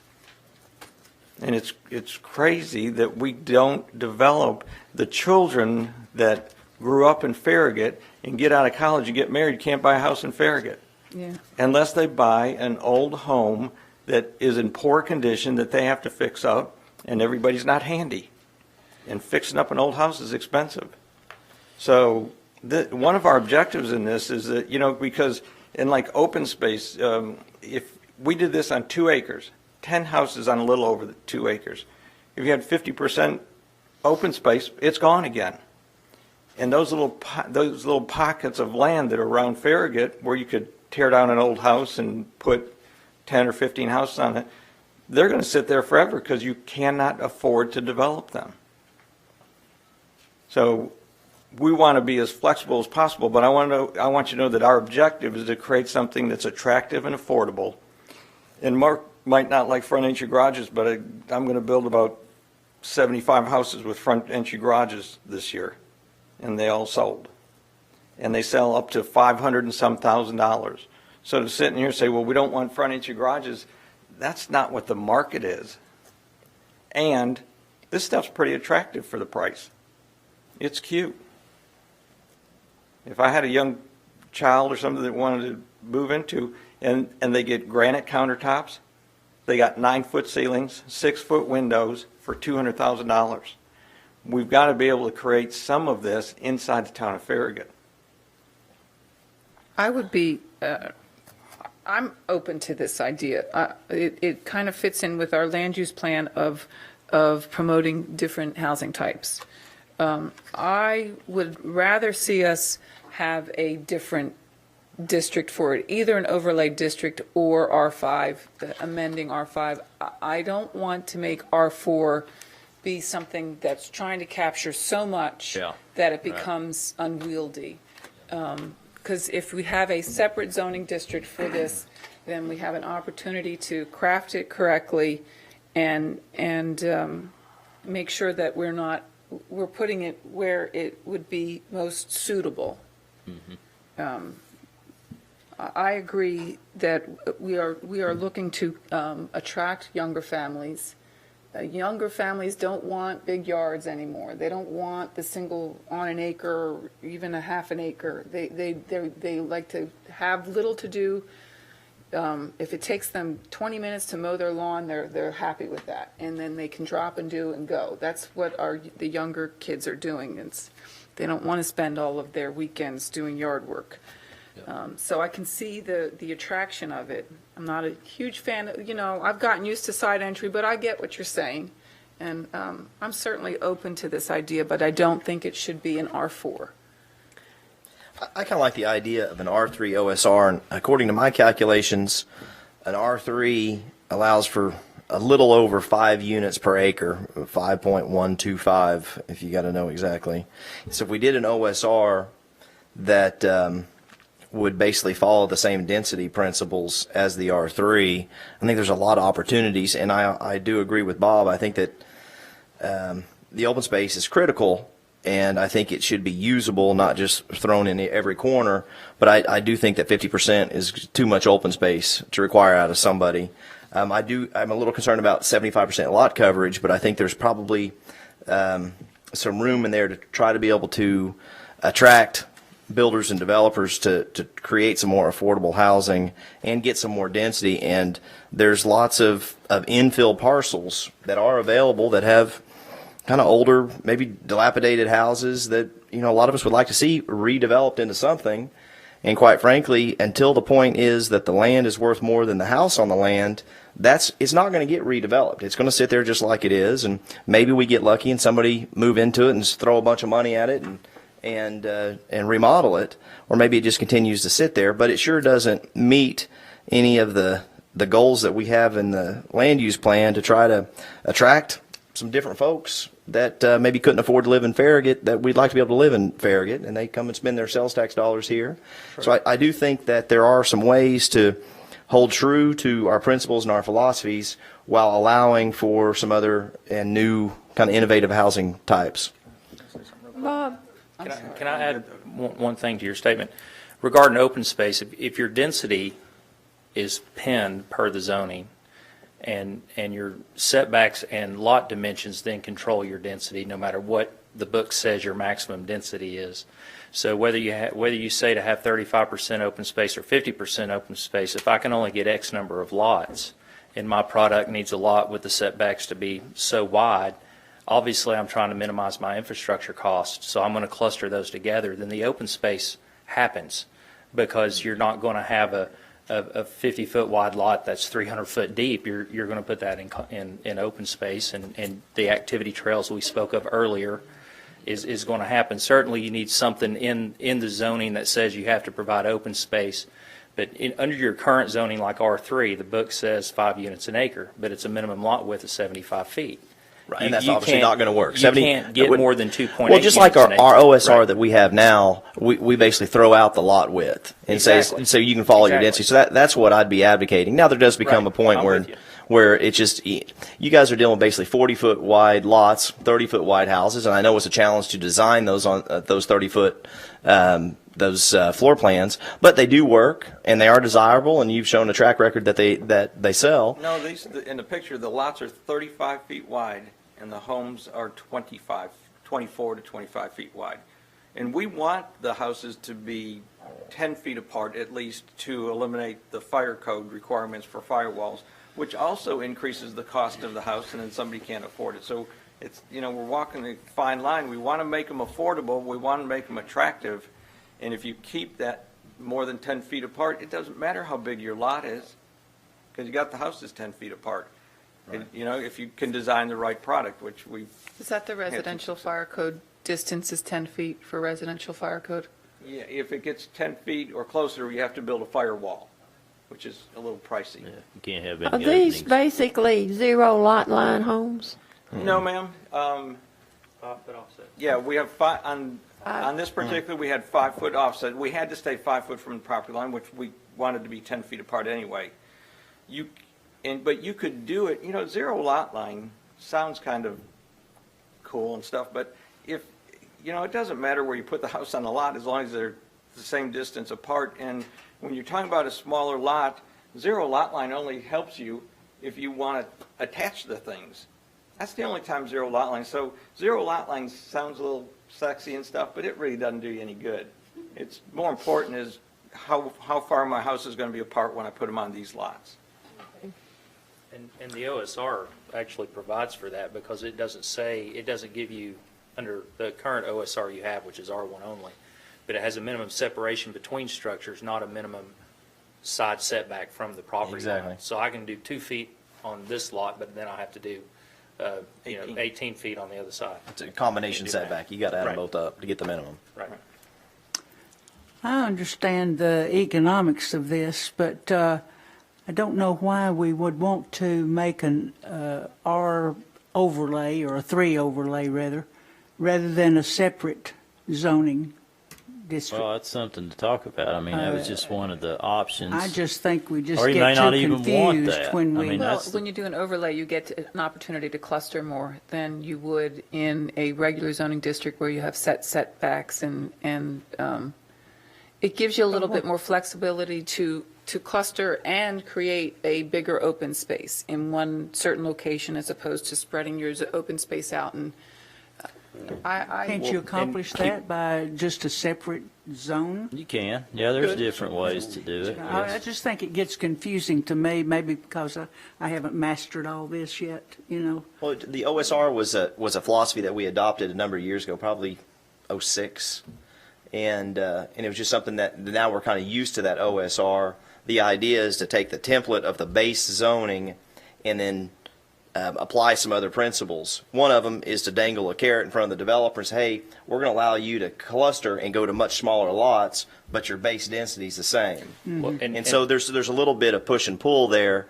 And one nice thing about the OSR is it's not radically just throwing out some basic density principles that this town has had since 1980. It's ways to be able to say, okay, look, let's look at some other ways to get smaller lots, and this is one of them. well, that and the property, a lot of the properties were so challenging with sinkholes and ponds and whatever that Topography. the topography was such that there were places where it was appropriate to put the homes, and there was places where the land was, if you were going to build on it, would have been costly. Like the Bridgemore concept plan in the very Isn't the one on northwest Everett corner Road has one of very those new- small, it was rear loaded, but it was very small lots that were similar in lot size to these. Well, it's sort of as been part like of a their- variance to the base zone then, is that what I'm hearing Well, you just say? maybe Well, not variance, we but need just to be able to plan ahead. So, I Right. mean, asking for a variance means that we don't know if we can buy the property or not without some special permissions. And so having a dedicated zone helps us and the town plan in the future. It's a built-in already. It's a change. But I variance. just to your point with the OSR, some interesting, the last 3 projects we've done in Farragut, we've rezoned to OSR R1. Because that's the only way in Farragut to get anywhere close to the stated density, because it eliminates the lot limitations. And that's why R1, R2, R3, you're basically looking at somewhere between 1.4 to 2.8 units an acre spread between R1 and R3 because of the minimum width at cul-de-sac, and all your setbacks and front setbacks. So the overlay, nobody, and it's economics, it's total cost to develop divided by number of lots equals lot cost, and lot cost drives house cost. And this is forgetting about anybody wanting to make a profit on their investment and their risk. This is just straight math, right? And so increasing the density within reason is the only way to significantly control ultimately the housing costs. Sure, some changes to the infrastructure requirements changes that numerator sum, which helps, but that denominator that you divide those costs by is the only significant way to get housing costs down and to be able to provide new high-end finishes in a new home to these young people that don't want to replace heat and air units and roofs their first 2 years of their first home. They want to buy a new house, and so to control those costs, that's why we're looking at some way to get, and I don't think 5 units an acre is crazy density. That's not a lot of density in the right places. In some places it is, but in the right places, I don't think that's out of line with what can make for a great community. So that's what we're trying to respectfully ask that y'all visit and consider, is to create a zoning to where we and others can help the town of Farragut grow with and provide for the younger families and single parent families and such as that to be able to live in this community. I think from my perspective, I'm not against clustering, and I'm really in favor of putting things closer together in the right context. But it's how you present it, I think, is what needs to be worked on, and making sure, like you said, the open space is functional and connected. But I just how it's presented, I think, is almost as important as I'm not against the idea of clustering and trying to provide for more compact development with a little bit more open space, and work that open space into your design and your development, so that when you drive into the development, it's not just a bunch of houses and garage doors that you're looking at. You're looking at closely spaced houses, but you also have, it's inviting, and it's something that, I don't know, it has good visual appeal, but it's a smaller product, and it's a more affordable product.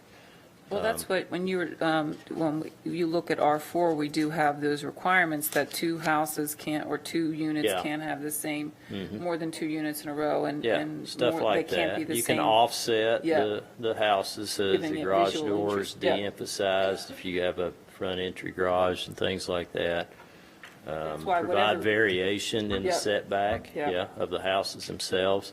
All those little things can, not really add to the cost of the development. You still got very compact development, but you're doing some little things with manipulating the house and the arrangement of other space on the property, so that it's something really unique but still relatively affordable.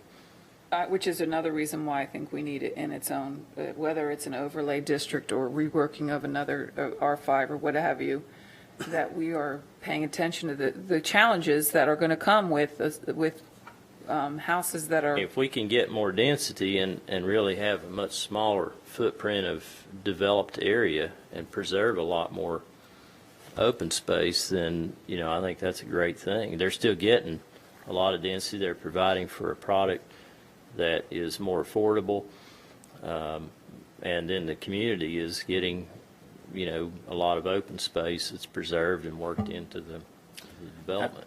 Keep in mind, too, not that we're against open space per se, but,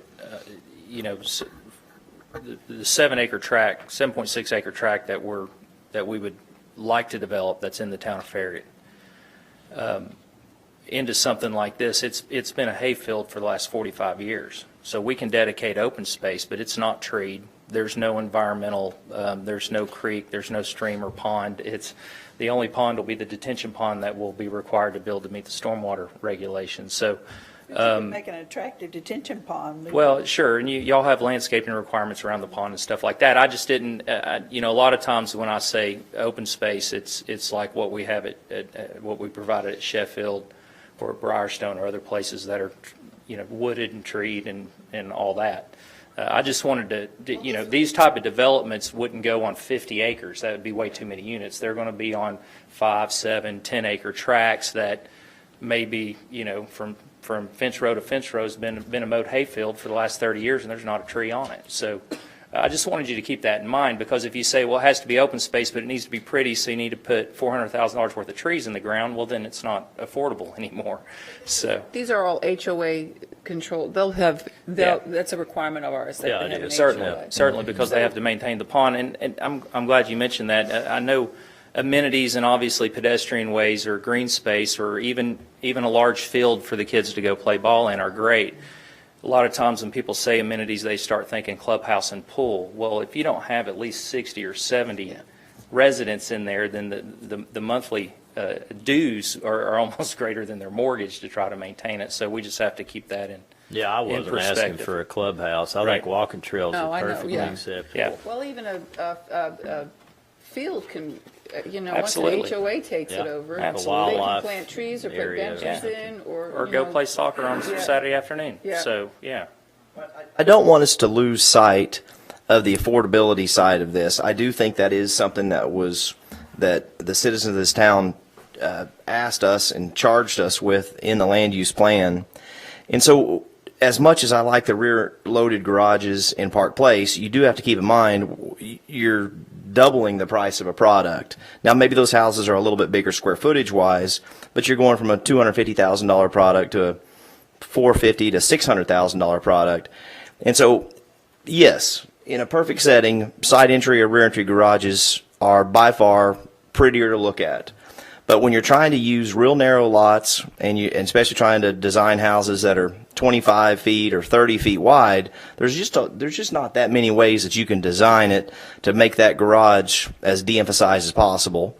And maybe you could, maybe in a setting like this, maybe you could change your color palette a little bit and your garage door style or something like that. And I'm sure Bob's tried different things to see what works and what doesn't work. But I really don't want us to forget that if we end up making it so arduous and so expensive that they just can't create something affordable, then it just defeats the purpose. And so I think what we need to get our arms around is, are we comfortable with the density? I think that's number one. think that is. And either we are or we aren't comfortable with the density. And then if we are comfortable with the density, what are the other things that maybe we could do to help encourage good development practices? And some of the things that Mark has talked about, and there's a whole list of things you can use, low impact development and some other things. But I do think that if we get so carried away with, well, you can do this, but you got to do this, this, and this, then all of a sudden it's a $400,000 product again. Yep.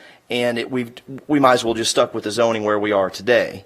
And so I do think there's definitely some merits to discuss this further and have some time to look at things that work and what don't work.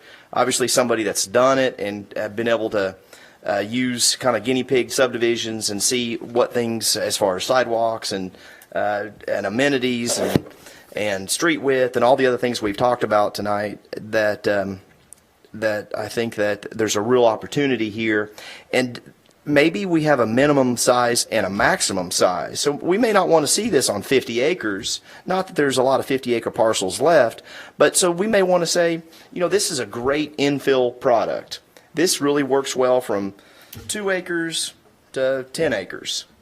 And maybe anything larger than that, you're going to get a real cookie-cutter neighborhood that maybe it looks like, one of the suburbs in Atlanta that may not be exactly what we're looking for. But in that infill product, I think it would be a real desirable type product to have to create some housing choices in the town of Farragut that are more affordable than what we have today. I agree. I think and I personally would prefer an overlay district to a, I like the idea of flexibility, but maybe I'm not seeing the downside of that. Well, with the knowledge that I have based on this, I kind of like the direction of going towards an R3 OSR. Okay, do we have anybody else have any questions or comments at this point?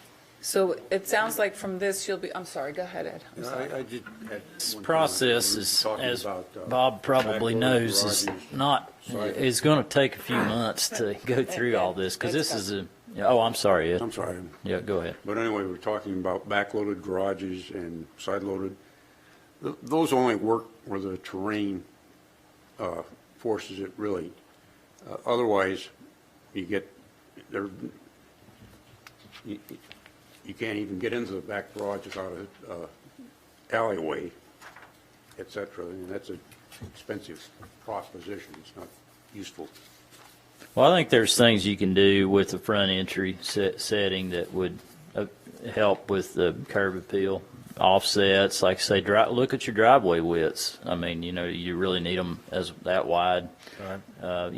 Lots of things that you can do. Colors. This is a development where the garage door is less obvious, so things like that can be worked in and still have the front entry. I think the rear entry is certainly better curb appeal, but I certainly understand where the applicant's coming from, from their request and the context of what they're trying to do.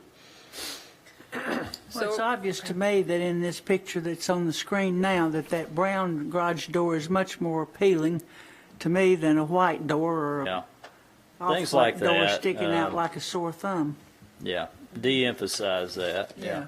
And So, And I seemed understand to the me like that economic cul-de-sac, sense I of don't know if the county required that or not, but that cul-de-sac in Grantham was huge. I don't know if that was, It's 90 feet. Yeah, it's 90 foot. it just, I don't know, it just seemed enormous. It was full of vehicles when I went by. When I was out there, I was like, wow. It was full of vehicles. You didn't have any problem turning around, though, did you? No? Neither did the fire trucks either. So that- Well, that's something that we need to, again, getting back to the sub-reg discussion, think about it. Think about, do we really Yeah, need that much? That could have been cul-de-sac? reduced under the county's regulations had the entity that did the concept plan. We picked it up after the concept plan was already approved, so I mean, we that- went with what was Yeah, I'm approved. sure, and that'll save the developer costs, which I would Mm-hmm. support. I mean, you don't need that big of a turnaround. I mean, that thing was enormous. It's probably handy during construction, and that's about it. And otherwise, you're never going to have the tractor-trailer traffic in there Right. like Well, that again. And even with 10 lots, you speak to the parking issue along the streets and stuff, and it's a cul-de-sac neighborhood. That is their amenity. They'll have, I'm sure there'll be at least one basketball Oh, yeah. pole on wheels out there, and that's where all the kids will be skating and stuff, so. You want to try to, I drove into that subdivision this afternoon, and it was interesting. I was kind of amazed by that really little house in there, but I don't know how many square feet it little space. I don't know, it has, square feet, how many? 1,300 square feet in it. Yeah. For this single car. Yeah, single car. I don't know anybody has a single car, not even. My single sister does. Single women. Seriously. Yeah. The market for these young Okay, professionals. but anyway, I was going to say, when I tried to drive out of it, I had to get one of you guys to move his construction truck because he couldn't get out in the road. But think about the single car, as quite frankly, it probably has a little better curb appeal, but that's probably the hardest one to sell, is that one-car garage. Even though it's $40,000 less, it's still hard to sell. It is.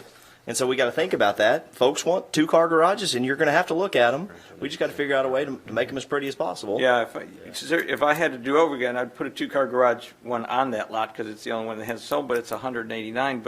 And again, when we look at this, Mark, we have to keep affordability in mind. The people that are needing and buying these homes, they don't care if their garage is in front of their house, and they just want to get in their home. They want to get in a new home. And we have got to keep the affordability of this, or we don't care if we do this or not. We'll keep doing what we're doing, but again, and part of it is because, and they're doing this on the West Coast, they're called pocket neighborhoods, little tiny pieces of ground where there's a little old house that's sitting on 2 or 3 acres. They go in there, knock it down, and out west, frankly, their density is 12 units per acre, but they put these houses in these really tight in here, and it gives the people the opportunity to use pieces of property that is no one mentioned. They're just going to sit there. The people can't sell them. Somebody's going to have to knock it down and build themselves a big custom home on it, and that doesn't bring in more people into the community, into the neighborhood. So we've got to keep affordability in mind, or we don't even need to do this.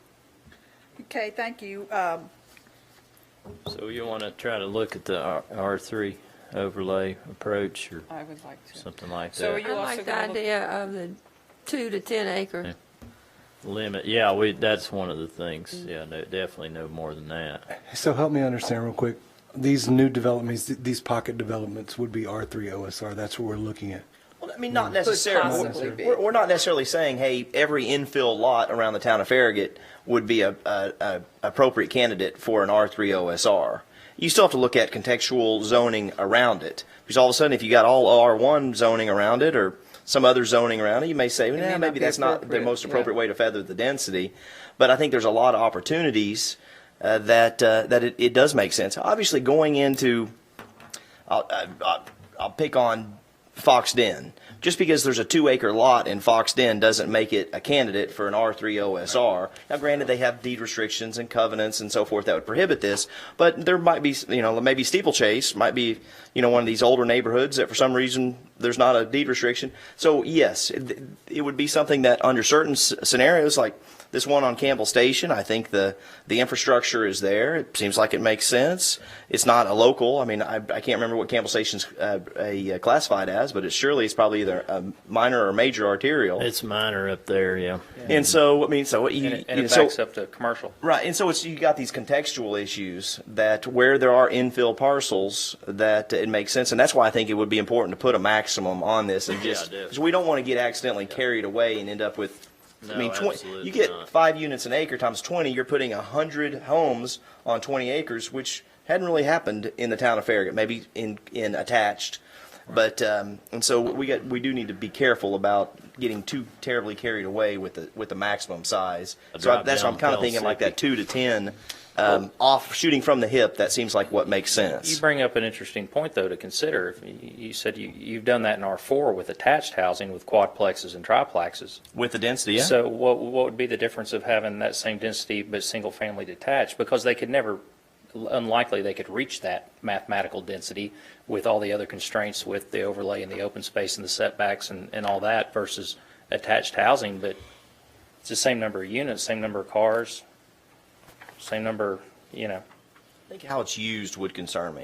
I think when you're getting single family, you have the opportunity, basically, the difference is when you're attached, you're probably going to have an HOA that's going to handle everybody's yard, that's going to take care of all the exterior maintenance, as well as landscape maintenance. But when you get into detached, you're going to have each individual homeowner going to be required for their own maintenance. So you may have some homeowners in a real compact neighborhood that take, when their siding gets covered in mildew, their neighbor may go pressure wash their house, but they may not pressure wash their house. So I do get a little concerned about going to a single family detached neighborhood with 6 units an acre. Which is basically kind of what you were talking about, going to R4, getting that kind of density. Yeah. And so that's why I was thinking, well, maybe the R3, if it's basically slightly over 5 units an acre, that the R3 might make a little bit more sense. But again, the attached is going to be typically it's going to be a full maintenance neighborhood versus detached may or may not be a full maintenance neighborhood. that same scenario, just to point out, can happen in Foxden or Kingsgate or anywhere. The You're neighbor exactly not right, taking care of the you're yard. dealing with houses that are a lot closer to the road, more visible on much smaller lots. And then you also, with detached, you get things like where in a detached neighborhood, if somebody wants to park their boat in their backyard, they can park their boat in the backyard or the front yard, or try to squeeze it in that 5 feet over on the side yard with a jet ski or something. But in an attached neighborhood, that's going to be a lot more difficult to be able to get that kind of, those kind of nuisance items that happen. They don't happen everywhere, but they do happen occasionally. And so that's kind of my concern, the difference between the way the attached and the detached is handled. The detached, you're going to have much less regulation and oversight with an HOA than you would in an attached. Okay, thank you. And We'll work what are you on going to do? some language, just some points, and come back to them. I'm not sure if it'll be ready in January, but we'll try. Okay. Mark, let me ask you a question. All right. I can't promise you anything because I'm going to be out of town. We'll try to get back on the January agenda if we can. We'll see, but it is the holidays.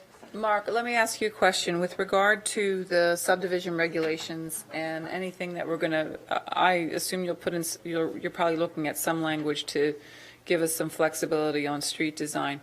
We are still working on possibly looking at our major road plan. Mm-hmm. Is this part of the subdivision regulations going to be part of looking at that overall road plan or no? Well, they need to be. Okay. They're all interrelated, really. Okay.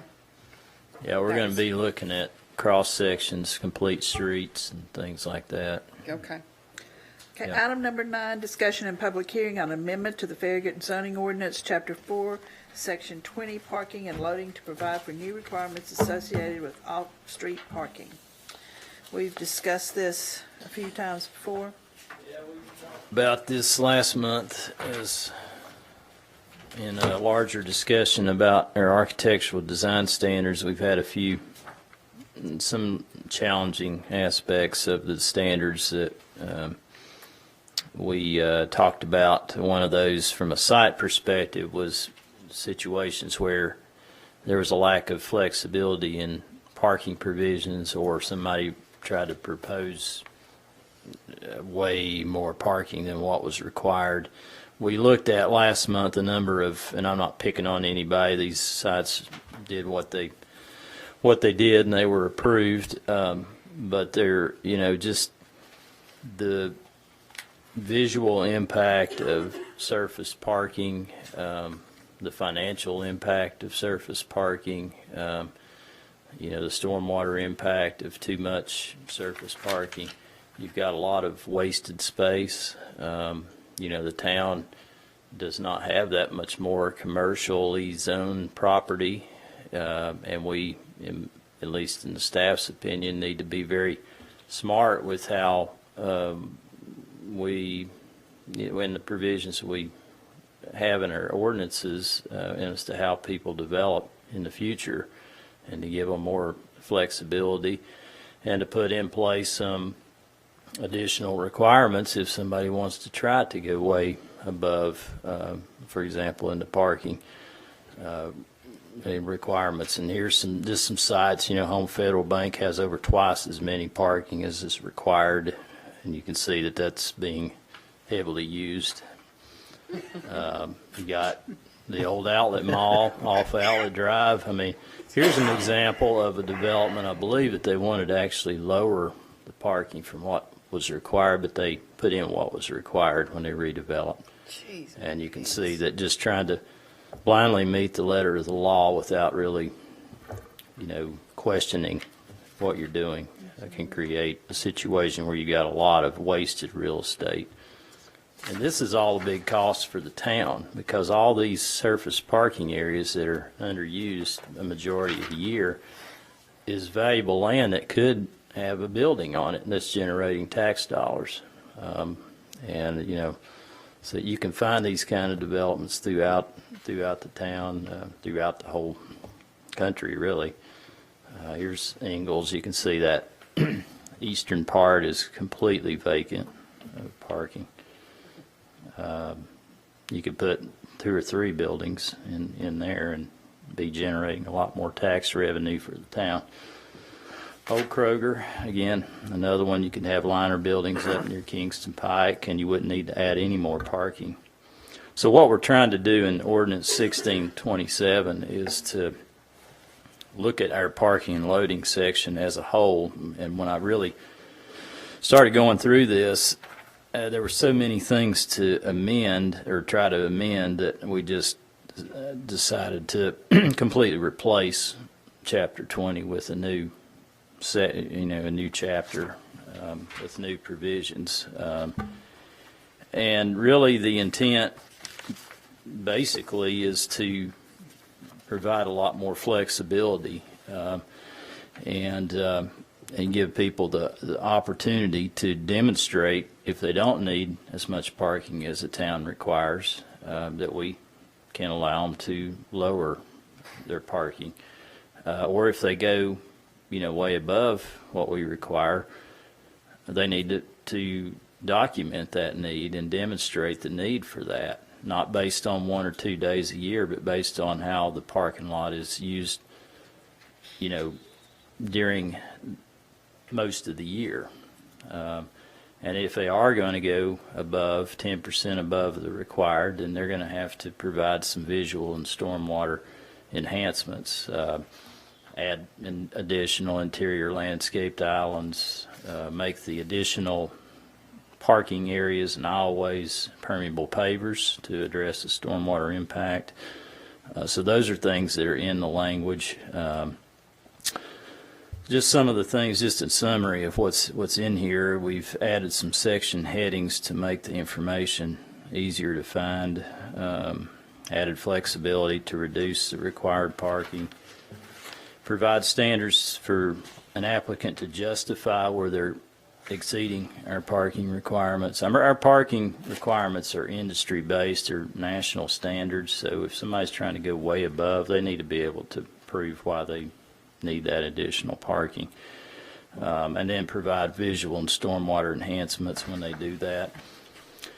We've removed some language in this chapter that hasn't been used in years. There's actually a provision in there that someone could go through the Board of Zoning Appeals to not have a paved parking lot under certain situations, and we haven't had that come up in years, so we just are omitting that.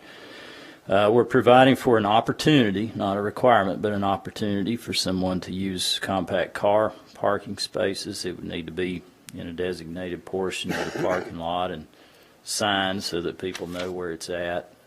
But those spaces would be more narrow, and the aisle widths would be less than the regular standard parking spaces. We've looked at our parking space dimensions and travel lanes for standard and compact cars, made those more in line with other communities, and kind of some of the things that we're trying to encourage in planning, and that's to lessen the amount of surface parking and area that's devoted to asphalt. So all that kind of comes into play. How wide are your spaces? How wide are your aisleways? Because they all have a land use impact and a financial impact. Providing for opportunities to share parking. There's some provisions in there that talk about that. There was one correction that Roseanne had mentioned actually in the ordinance on, let's see, I think it's section, remember right offhand. 6E. E, okay. It's dealing with the shared parking. Yeah, 6E4, the amount of required parking spaces being reduced on site shall be equal to the amount being provided off site. And we just would revise that wording so that it would say, I can't remember, what was it? I want to, let me give you some wording that I think is Okay. even more appropriate. Yeah, all right. The amount of off-site parking spaces shall not be less than the amount of required parking spaces being reduced on site. The reason I'm suggesting that reordering a little bit is because you're talking about off-site, off-site, off-site, off-site, and all of a sudden, you know. So if you just put the off-site first and change the equal to not less than instead of equal, I think it would read better. Page 8. Right here. Equal. It should be equal. Jack, I have concern about these compact cars. 30% seems like an awful lot. And compact car drivers are going to park most convenient places because that's human nature. So they could be in any size parking. They're not going to park just in a So I don't see any point in having compact at all. Well, I mean, that's something that we can omit from that. That's just an option if somebody wanted to do it. They don't have to do it. Or we could lower that percentage if you're not comfortable with 30. I'm definitely not comfortable with the 30%. And if you go to Turkey Creek, when you get out of the town of Farragut, it's difficult to get around in Turkey Creek, particularly if you're, the parking places are smaller and there's travel back and forth. The aisles. Yeah, the aisles are narrow. And I don't want to see anything like that in Farragut. Yeah, I mean, the standards that are in this ordinance are actually very common standards throughout the country, and 9 foot instead of 9.5 is not uncommon. I mean, there's some places that go less than 9 for a standard space, so 9's really pretty typical. Like the airport parking garage. I was going to say they restriped the airport Oh parking my garage God, to add it's more. terrible. You And can't get out of your You can barely car. open your car door. Well, yeah, that's They're probably 8. like on 8 or 7.5 or something. They're terrible. Terrible. Well, that would be a nowadays, problem. instead of cars being so many compact cars, most cars are Big. SUVs Yeah. and it's, Yeah. Trucks. yeah. Do you know more trucks are There's sold a in need America for than regular compact cars? Mark, I just had a not question that. about Yeah. letter A, backing prohibited onto a public street. What about in the MUTC? Is that not something that that is that delineated differently in the MUTC that would override or supersede this section? Well, there's different Like for on-street, language like if in you had the angled town on-street center parking? district. Yeah, there's different language in the town center district, but we could, Well, it's called off-street parking areas, 6, minimum site design to provide for orderly, safe, and systematic circulation within parking areas. Off-street parking areas shall meet the following general requirements. And then 6A is backing prohibited onto public streets in off-street parking areas. So I'm assuming an off-street parking area is parking lot. Well, I guess what I was thinking Yeah. about is on-street parking in a like an MUTC type over. Obviously, Kingston Pike would not make sense. No. I mean, that doesn't make Yeah. sense to back out Yeah. to be able to. But as we know in the town center district, if you had some streets that are going to be public streets and you Yeah. had angled parking, which is Yeah. like a downtown style of parking, but if that's covered differently in the TCD, then we should be okay. Is that right? yeah, I mean, it's covered different in the TCD. It's something that if you're outside the TCD, though, in the C1 mixed-use town center, we might need to clarify that. When it would be appropriate, and when it wouldn't be appropriate, because there's definitely classifications that don't make sense. Yeah. There's going to be too much traffic to do that. Because you would want, obviously, on-street parking in the town center district. I mean, that's Right. part of it. But you might also want that in the mixed-use town center, and that's not specifically addressed. So that might be something that, let me make a note of that. Mark, let me ask you, industry standards, because I noticed that we didn't change anything on our parking, the number of required spots.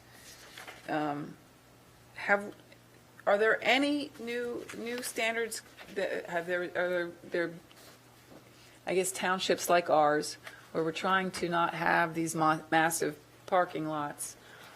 Are they kind of looking at this in a different way? Are they reducing number of required spots, or what are you hearing about that? Yeah, I mean, there's a movement to try to not overpark. Because and this is provide very for- disheartening to me. Yeah. And, Oh, yeah. I mean, we It's do a not waste. lack parking lots in the It's a town of huge Farragut. amount of wasted space. Underutilized Yeah. parking lots. Well, to me, based on it the makes number sense. of parking spaces on the gross, the square feet of gross floor area just doesn't make sense to me in all cases. I think it depends on the kind of business, doesn't it? Well, some of, yes, it kind of outlines it in Yeah. those standards, but I like the language that Mark's put in here about the 10%, going over the 10%, and leaving some flexibility to the planning commission, trying to encourage folks to not overpark, and I think that's what we're really trying to do. Yeah, I didn't go through the uses just to, Okay. I don't see there's any reason to go through all the individual uses. yeah, I mean, yeah. I think what I was trying to do is just build some general flexibility so that, the planning commission would have the latitude to allow for less or provide for certain measures if somebody's going way above as Well, let me ask this, and I'll ask you, Noah, because you just kind of went through a development thing.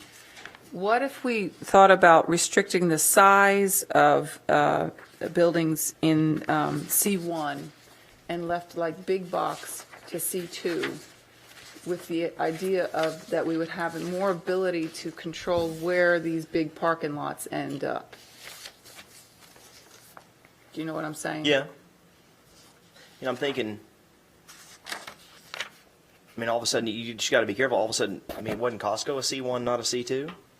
Yeah, I mean, the Well, you would C2 is end up- only out at the interstate as So the we just got to be all of the a sudden. zoning we have- ordinance is currently now the worded. single largest sales tax provider to the town of Farragut, we would be eliminating them. Well, that's So- not what I mean. I mean, well, obviously, they would be grandfathered in. Right. But going forward, we have a few big lots in town that Right. do we really want big boxes and big parking lots in the middle of our residential area? Or would we like to prefer to push those out towards where it makes sense, like the Right. Kroger, Campbell Station Road, Kingston area, Kingston Pike area? That seems to be the central commercial area. You could see maybe a bigger. You know, I like where you're going with this, but I think there may be another way to skin the cat. There's some things that Mark has worked on kind of over the years about trying to create pockets of parking versus a big sea of asphalt. So you can still get enough parking to be able to accommodate a retailer.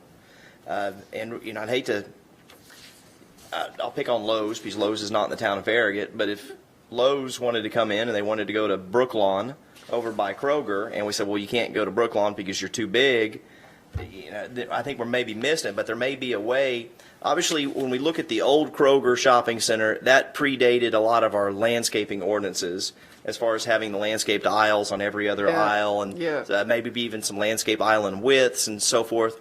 And probably, matter of fact, I can even kind of tell probably even some setback issues up against Kingston Pike. But I think that there might be a way to try to encourage through maybe some incentives, or maybe we even create some disincentives for doing it like this. But I think there might be a way to try to accommodate, well, maybe accommodate's not the right word, but to achieve what you're talking about, where you just don't have these big sea of asphalt like at JCPenney or at you know, the old Kroger, and maybe you try to break up the parking a little bit in some areas with landscaping. Mark, over the years, it seems like you've presented some ideas about how to do that. So I know you've been a big advocate of trying to break up the parking, knowing good and well that sometimes you've got to have the parking. I do like the language that you put in there about the majority of the time where you, just because a big box retailer says I need 500 parking spots on Black Friday doesn't give them the right to automatically build 500 parking spots. So I really do appreciate that language in there. Build a church for Easter Sunday. Well, to me, when you have a big parking lot and not that many cars in it, it looks like the business is not doing well. Exactly. And I think that's, Yes. I think it's bad for the business. I do too. Yeah, I really do. And plus, this center would be energized, I think, if somebody could come in and place a liner building out there on Kingston Pike. I mean, I think it would help it tremendously. And you wouldn't need to add any more parking. I mean, you got plenty of parking. Yeah. And it's a more efficient use of the land. You bring more tax dollars in for the town. I mean, And it would shield the parking lot. yeah, I mean, it's Not looking at big. kind of a no-brainer. But yeah, it was amazing when Ashley and I were going through these pictures to look at how much space is just being really wasted. You know, valuable space. So Mark, help me understand, if we redo this parking regulation, would that allow a developer to come in and use that unused parking spots, parking area? Well, it gives somebody more flexibility in the future in terms of how the parking requirements are applied. So they don't really have that kind of flexibility right now. Well, and most importantly, when somebody does want to way over park, it gives this planning commission some teeth to say, if you're going to do that, there are going to be some constraints that you're going to have to deal with, which is going to add dollars to your project. And usually when you start talking about dollars to developer's project, then you get their attention really fast. Well, Drew asks a good question. How do we promote more infill? I remember, I don't remember what we were looking at. Maybe it was the architectural guidelines where they show the Village Green Shopping Center. And as it could evolve with new infill buildings, which I got really excited when I saw that. I'm like, oh, that is really fascinating. How do we encourage that? Well, we got to first of all make sure our regulations don't prohibit it. That's That's what we're trying to deal with right now, because sometimes, like when we made our amendments to the C2 out there for the Outlet Drive, you know, that concept drawing, it's in the, if we hadn't made those amendments, you couldn't do that concept plan, even if you wanted to. So we need to make sure our regulations give people the opportunity to have that flexibility. But, you know, some of it's, frankly, a lot of it's out of the town's control to some extent. It's kind of a financial thing that the individual property owner is going to have to, make a decision. But we want to make sure that we're not blocking them with regulations that are outdated or that don't make sense to the context.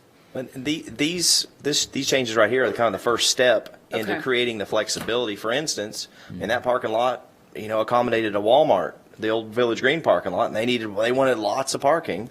And now there's opportunities where, even the applicant that was here tonight, even if they went in, they're probably still way overparked. And so there's opportunities for little infill ideas, but without some changes that we're talking about tonight, they have some hard and fast requirements that they can't overcome. And then now we have the flexibility to say, okay, this makes sense. The shopping mall has changed over time, and your use and your parking requirements have changed, and therefore we're going to give you some flexibility to maybe do some different things. And in the process, maybe we encourage them to kind of do some of the things that we're talking about, and they get to go through the architectural design standards that they didn't have to go through back then, and do some things that Louise was talking about, that the kind of the little dream plan that we did that had some of the little buildings spread around on Village Green.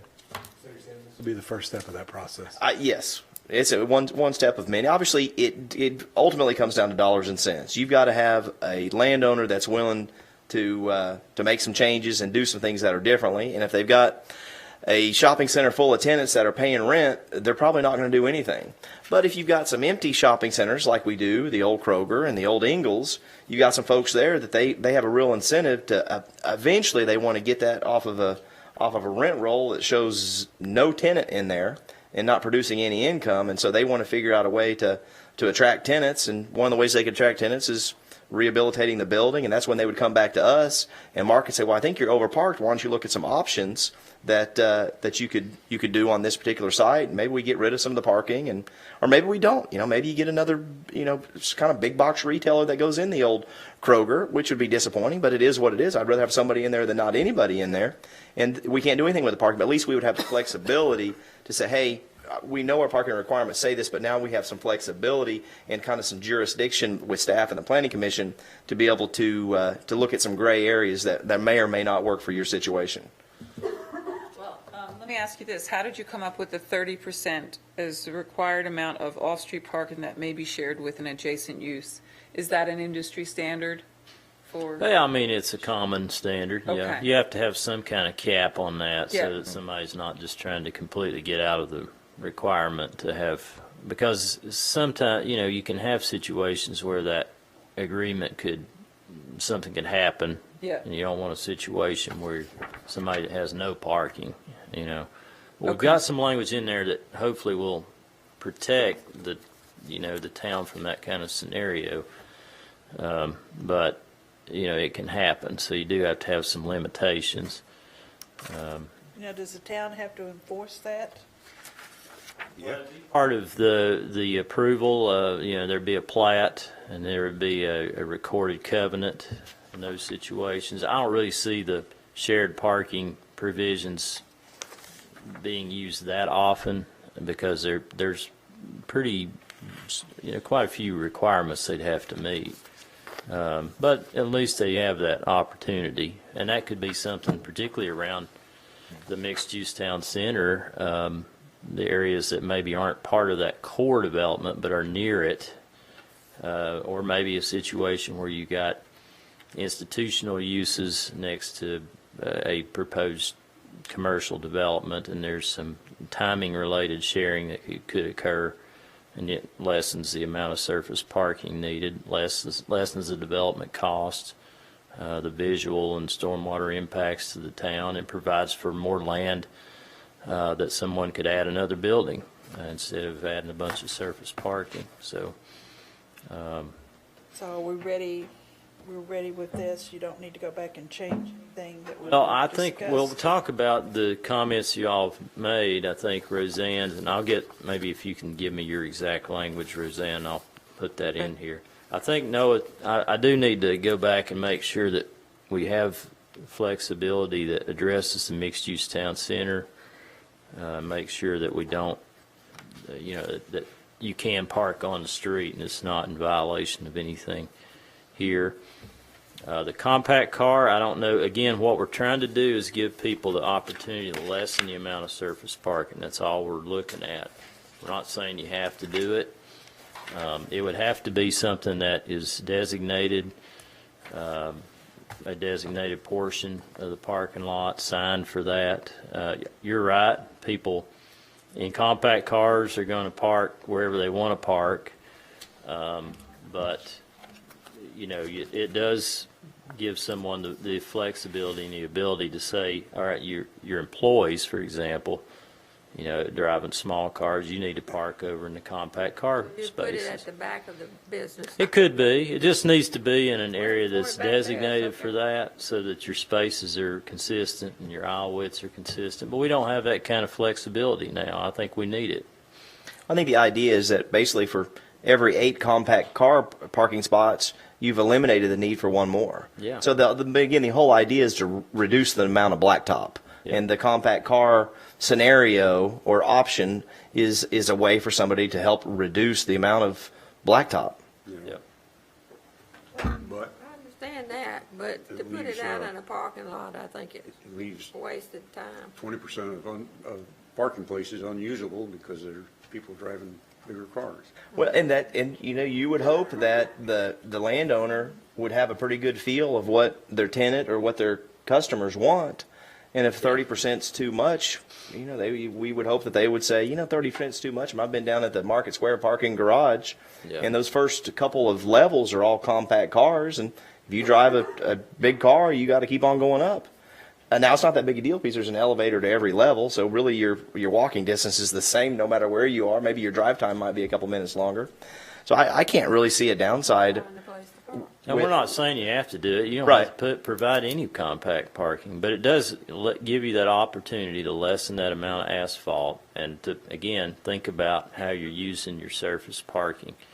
And you can put it out on the periphery and make your employees park out there and have it signed, and that's perfectly fine, but you've lessened the amount of asphalt. So you've helped provide a more efficient use of that land. Yeah, I understand that. If you put it where the employees park, assuming they drive cars, compact cars, I don't have a problem with that because that would be probably behind the building or someplace like that. And maybe that's where they would choose to put it.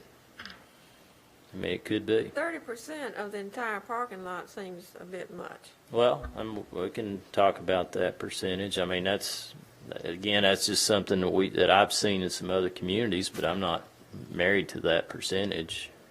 I mean, how do the rest of you feel about it? It is a maximum. So we got to keep in It's mind. a maximum? It's just a maximum. Yeah. Maybe it's too high of a maximum. You know, maybe 20%'s the number. I mean, you're right. I mean, Betty, 1 out of 3 compact. I mean, if you look around, probably in the parking lot tonight, there's probably less than 30% compact cars. You know, there's big sedans and SUVs and crossovers and sorts of things. So, I Y'all mean, wanna maybe go in with suburbia, 30% is too high. Maybe downtown Trucks? in a setting, 30% makes more sense. I don't know. What do you think, Not many 20? compact trucks 20? either. Maybe 20 is the Okay. maximum. What 20? do you think about 20? But not required to be 20. Oh, absolutely not. Optional. No. Purely optional. Okay. You don't have to provide any if you don't want to, but it does give somebody that option if they so desire. They'd have to show it on their site plan. We'd have to review where it's located and make sure everybody's okay with that. But, yeah, I can make those changes, and if you want, present it back next month. 'Cause I do want to double check that mixed-use town center and make sure that we have addressed that in this section. So I'll make those changes and bring it back to you for a vote. Okay, so now we're item number 10, discussion and public hearing on the adoption of a color palette to help strengthen the implementation of the adoption of the architectural design standards. This item was also discussed last month. We've had some problems with particularly accent colors on some buildings. We had an applicant tonight that, potentially without something like this could be an issue. So what Ashley spent a lot of time going through and did a great job trying to give us a lot of choices for something in the earth tone family of colors that we could maybe take a look at and see if everybody's comfortable with these. If you If you have some on there that you think, well, maybe that's a little too bright, we should probably strike that out. But anyway, we've provided something here for you to react to, get your thoughts. From a staff's perspective, I think it's valuable to adopt the color palette because the applicant knows what our expectations are. And then it makes it easier for you all because if they have to just pick from the available colors, as long as they do that and it's appropriate for the building, then, you know, there's no gray area. Because we've had a few developments where the colors were probably brighter than what the intent of the design standards were trying to provide for. So I think we've given options that things aren't going to be dull looking by any means. Yes. she's put together a lot of choices, I think. And I don't know if you all have any on there that give you some heartburn, and this is just the first section. There's also some additional colors here, and then there's I think I just had that. I didn't show it on the dark background, but I think it was in your packet. How do y'all feel about that, or you think that's? I agree. This has been the thing that I have struggled with the most is color. It's still something I struggle with because, you know, you balance the idea of we'd like to have muted colors and people have their logos in there, and we dealt with it tonight. We have the colors that we use, but. Well, and I think if you can, I have heard at people from national consulting organizations who come to speak at conferences I've been to, they're not with large companies like that or national companies, they're not really set in stone. Yeah. They most always have options. And the reason why we haven't been able to take advantage of some of those options is because we haven't adopted this. Right. And, yeah. But I think that's something I learned at the very first Tennessee State planning conference that I went to, is they will change if they like the demographics of the area that you're dealing with. I mean, based off of this one, even with Planet Fitness coming in, I see two colors that could pretty much get really close to their sign anyway, that we'd be working with, so. Yeah, probably. It's close. Yeah, but yeah. It's close, Yeah. at least in their brand. Yeah. They have pops of color that Right. are close to their brand. And then that makes it our Planet Fitness, so. Is there any on there that we should take out, do you think? I'd like to discuss the pink on the bottom of the second column. Okay, yeah. Just see what everybody's thought is about that particular one. I agree with that, as well as the yellow at the top of that column. I think the yellow's pretty That's a bright as little well. yellow, A little yeah. bright yellow. It's Make a mustardy. note of that.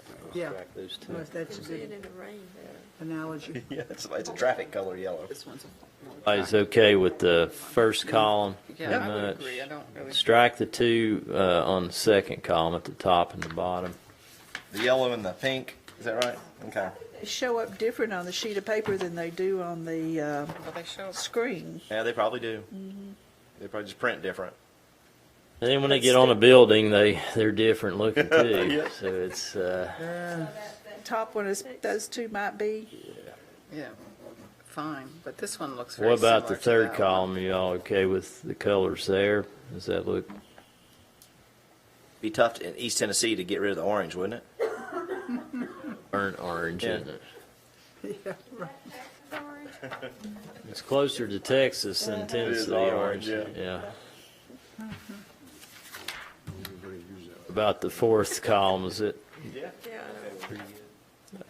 She's also got some Yeah, additional what ones about here. that purple one? Go back there a one. minute. Purple makes me. That one on the bottom, Four. periwinkle Really or different on whatever the it is. screen than it does Yeah. on the piece of paper. Yeah. That periwinkle, that's what I call it. What do y'all think about that one? The last one on the. I have a little indigestion on that one.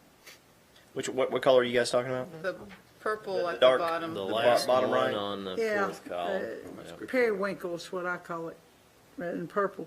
But Kind of looks, I mean, it might lend itself to maybe too purple. But it will be the piece of paper that they will be looking at, not a computer screen, so. That's getting a little bit far from muted to me. Yeah, I kind of agree. Maybe that's too purple, too violet. Oh, no. No? Do y'all want to take that one out too? Is that what I'm hearing? And Does everybody agree with The that? concern is making all the colors too kind of bland and muted looking, given a couple options that remain a little bit bright. Would be good thoughts maybe going forward, I don't know. How y'all feel about I, that? I couldn't hear what you said. My only concern is the colors being too, I mean, we don't have any option of something that's a little more colorful, Oh, you know? right. But I doubt someone paint their entire business that pink color. I mean, they're probably more of an accent, more of a pop. It's not as pop But as yeah, I think that. with our masonry requirement, I mean, it's primarily, you're going to get masonry colors. So these are just typically going to be accent colors. Are we defining them officially as accent colors? Yeah, that's a great question. Well, that's a good question. I mean, We don't want some, I mean, I guess technically somebody could put up a brick building and paint it, the violet color on the bottom right. Technically, if we're not too careful, and that's not it's a masonry building. It meets our brick requirement, so we do, I guess, need to think about that. We could specify different types of colors for different. Well, uses. that's what we're trying to avoid, is getting that kind of detail. In the write-up, we're recommending these be used as primary and accent colors. that's what. Well, we may be. I mean, I'm not sure I'd be too excited about some of these colors as primary colors. I'm with you. Well, that's why I'm saying I wouldn't want to see that periwinkle as a primary I really color. think they should be accent colors. Yeah, that's fine. Yeah, that's where we've had the problems. Really, Right. It's been It's the been accent accents. colors. What's the issue if we allow these colors and then someone comes in with some crazy idea and we just say no? I mean, is there any problem with that? That's why we're doing this. Pardon the pun, so it's black and white. Well, I was thinking these were accent anyway. I didn't, Right, I think they should be accent. yeah, I wasn't thinking of, oh, God, any of these colors. I wouldn't want to see many of these colors as a primary color. But as an accent color, they're certainly pleasant enough. The periwinkle one doesn't bother me as much as an accent color. It's Well, if you want to call it accent, okay, I Right. can live with that, but Yeah. primary, I just can't see. I'm with Roseanne. I'm okay with that too. If we could just make sure these are delineated as accent colors. You still want the two on row 2 removed, the top and bottom one. The bright yellow and the pink, yeah, I think so too. Okay, we'll keep the period. I think what I'd like also on the very back page where we have the color codes on like the black, the white, and the gray. I mean, I think we should be able to, instead of forcing somebody to use that black, I mean, for instance, at Renaissance, we use what's called fox black, which is a little bit of a bronze black on some of the accent, like some of the exposed. So I don't want to force somebody to say, well, you have to use that black, but I'd like to give the flexibility in those. Is monotone the right word? What would be black, white, and gray? There's probably a correct definition to give somebody, when they're in the black, the whites, and the grays, It's a to give family. yeah. to give somebody the flexibility in that family. Obviously, what we're trying not to do is give people the flexibility in the colors. Yeah, I would agree with that, because creamy, if you prefer a creamy white to a white, Well, that's exactly right. off-white. Or that's A exactly right. darker A gray, tan yeah. accent, or Yeah. they got ivory accents I and. will say, we did add the black, the gray, and the white to clarify that those are going to be acceptable colors. Okay. For, just as a point of clarity, Okay. really, to an applicant. Okay. Because we've had some discussion, especially at Weston Center, if just black lettering. Right. If they felt that was acceptable or not. So since we were having those discussions, we thought, well, we need to add it, just so that people are aware, we're okay. So as long as it falls in that- All would be okay with the Yeah, black, yeah. so. Okay. Just Should we clarify that? I can add above the column, like, just with these three, really, just like acceptable within this, something Spectrum. about the spectrum. That spectrum. of the- Okay, that's great. Okay. Not with the other colors, but. Well, you got to think even like Village Green, it's probably not a true white. It's probably an off-white. Yeah. So. Okay, so you you'll want to make come back with these as well? It's up to you all. Those are pretty insignificant changes. All of these colors will be listed as accent colors? Yeah, we'd have to change that language, but that's easy. I'm ready to make a motion on this, so we I don't can know put why this we one would behind do us. Yeah, that'll have to go to the board because Right. they adopted the standards, but, yeah, I think those are relatively insignificant modifications, I think. Is there a definition for what an accent color is? I think it is defined in the architectural design standards. I don't know if it's defined or not, to be honest. We don't have a size, that's what It drove doesn't me nuts. allude to what really, I mean, it's kind of arbitrary what the accent. That's a good question, though. Because you could do a percentage. Like, someone could say, well, it's 49% this color, so it's not the majority color. Yeah. And then they could still Well, get and that's half the what I building. struggled with the car wash when they came out with the yellow and the, oh, I was Blue. so thankful when he Yeah. changed that. You could say like, Because I wanted it smaller, because it was so prominent, and of course, we don't have any kind of measurements like a percentage of what we considered accent, and that one was a frustrating one for me as well. Well, this just begs the question to me, why are we considering accents before we're even talking about primary? It seems like primary is the most important. Well, we've kind of addressed the primaries with the masonry materials. So, I mean, if it's, Yeah. All I right. think that's been our thought when we adopted the guidelines, is that the masonry, whatever color that masonry element is gonna be the primary color of. and that's already 60%. Okay. I mean, a minimum of 60. So nobody's going to come in and paint their building purple, maybe? are they allowed to paint their building? Because I'm thinking like on Gay Street, there's some pretty beautiful brick buildings that were like painted white, and there's some purple accents that frame the windows. Is that, it's a masonry building, but it is painted. Is that Make you allowed? cry. Sorry. Don't do that. Do something about saying Their accent color of purple wouldn't fly. I mean, they could paint it white. Yeah. But their accent color of purple wouldn't fly. I mean, because painted brick is not unheard of. I mean, it's fairly Well, we fairly need to common. double check whether accent's defined in the standards or not, and if the way it's this thing not, is worded, it's, say, it references Exhibit A, and Exhibit A doesn't say anything about these being accent colors. So we gotta do something. yeah, we'd have to change that part of it. I thought yeah. we had something called primary and secondary in the architectural design. Primary and secondary materials.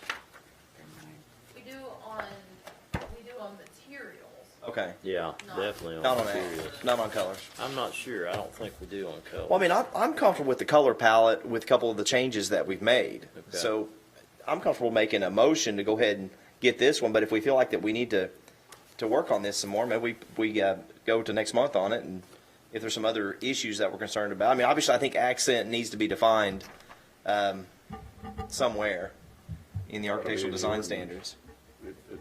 Or on the exhibits, it's gotta say. Or on the exhibit, right. It refers to the exhibit. And I don't know I can't wordsmith a good definition for accent tonight. I'd have to do some research on it. Unfortunately, saying you know it when you see it is not Yeah. sufficient. Whatever we say. Well, because we got to be careful. I mean, Here in the it first could be a place. dangerous definition. And I mean, we could look at other ordinances throughout the country to see how they've defined accent. Right. There is a definition. It's very precise. Or is that a commonly used term, accent rather than secondary? I would rather accent. Accent to me sounds smaller than secondary. I think like primary and so. secondary I is agree like with you. color, all the colors. I think of window trim. I think of maybe like a parapet cap color material. Yeah. I mean, I think of things like expanded metal, where you might put it in one little area or another area. But but we got to be careful, because somebody might say, "Okay, accent. I'm going to make it. You know, if we're 60% brick, I'm going to make it 40% accent color." Like, that's not exactly what we had in mind. But we also want to encourage, because there's lots of great architectural styles that have accent colors on them. Yeah. One of the definitions for accent was to give prominence to, so that's not a definition that we want to use, right? No. Well, it does in that it highlights the parapet or whatever you've got, so it does give prominence to something without requiring it to be all of it. Just having that band brings out the structure you're trying to highlight. Attention. It's Yeah. like shadows in a picture. Yeah. That's definitely. It's almost like a trim. When I'm thinking like construction of a house, it's like a trim color. Yeah. Trim around the windows. Maybe the Cornish soffit, fascia board, things like that. And I'm just trying to think maybe a trim color is something what we're architecturally. That's a definition that we could get our arms around more than the word accent, because accent does kind of inadvertently. It's accenting to means to emphasize something else. Yeah. And that may or may not be our intent. Well, we could call it trim or hand accent. I like the word trim better, because that's really what we're looking at, is something that is narrow, that brings the attention to it, but it's not so overwhelming that you're like, yeesh. Right. That is, But does trim are we trying to, with signage, go with this? Or is that a separate issue? Yeah, I mean, it would be nice to go Trim on the with windows. that, with signage. I mean, yeah. The signage is kind of an accent treatment to the building. And quite frankly, I'd like to see the sign and the trim match. I don't think that's a bad thing. Maybe we should. But I don't necessarily think it's you have to have it in every situation. Maybe this is something we need to work on a little bit more, trying to find this, what we've been talking about, accent colors tonight. Maybe we need to figure out the best way to define that or change the name of it. And maybe it's trim, maybe it's something else. I don't know. Yeah, I think we should. I think I was visualizing, besides the stripes on a building or whatever, I was visualizing use for signage too. Yeah, I think that'd be a good application, because that's where we have some of our most egregious Exactly. problems. That's where we have this. you are not Big kidding. ones, Yes. Chili's, Bank of America, and the car wash, all those have been kind of these big stripes. They're big stripes, horizontal stripes on the buildings. Yeah. That's to me, that's even more than just trim. That's not even trim anymore. It's more of a, it's kind of eye catching, and it's it's A secondary it's color. Irritating. yeah. So I think maybe we do need to figure out a way, because that's where the folks are using it. They're using it in these big horizontal stripes. Yeah. The attention-getting devices, essentially. Yeah. And on their signs. Secondary. Sounds like Mr. Williams has something to say. Ron Williams, 449 Sugarwood Drive, Farragut. I think if you look at this, whether it be a flat color or a very shiny color, it has a lot to do with it. Just like what Louise was saying with the car wash and Chili's, if it's a real bright, shiny color, or if it's shiny, it's brighter than if it's a muted flat color. That's all I had to say.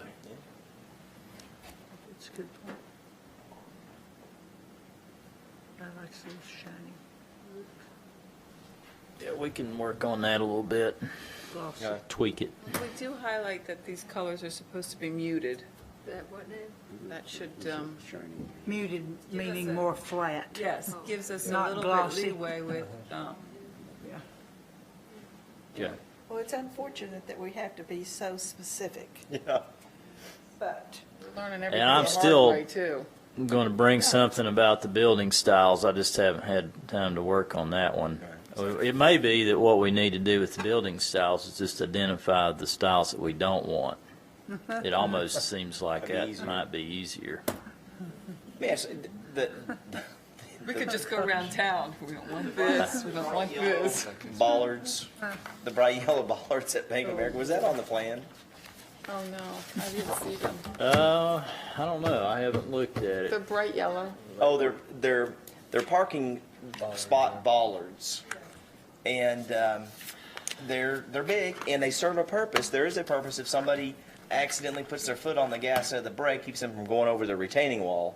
But they're bright yellow and they're huge. So I don't know. I hate to be picky on it, but now we've got the big red stripe and yeah, these that's bright good. yellow bollards. If Yeah. anybody's over there, go take a look at it. I've already seen it, yes. Just The driving bollards. up Yeah. Those bollards. I didn't think about the bollards. I never would have thought about it, asking what color your bollards going to be. They're definitely not muted. They're not No. muted. Of course, they want people to see them so they don't bump into them. But I don't know. Could they be a muted yellow and still serve the I purpose? don't know. Come on. I mean, they're. The December 15th, 2016 meeting of the Planning Commission is adjourned, and Merry Christmas to all, and to all a good night. There you go.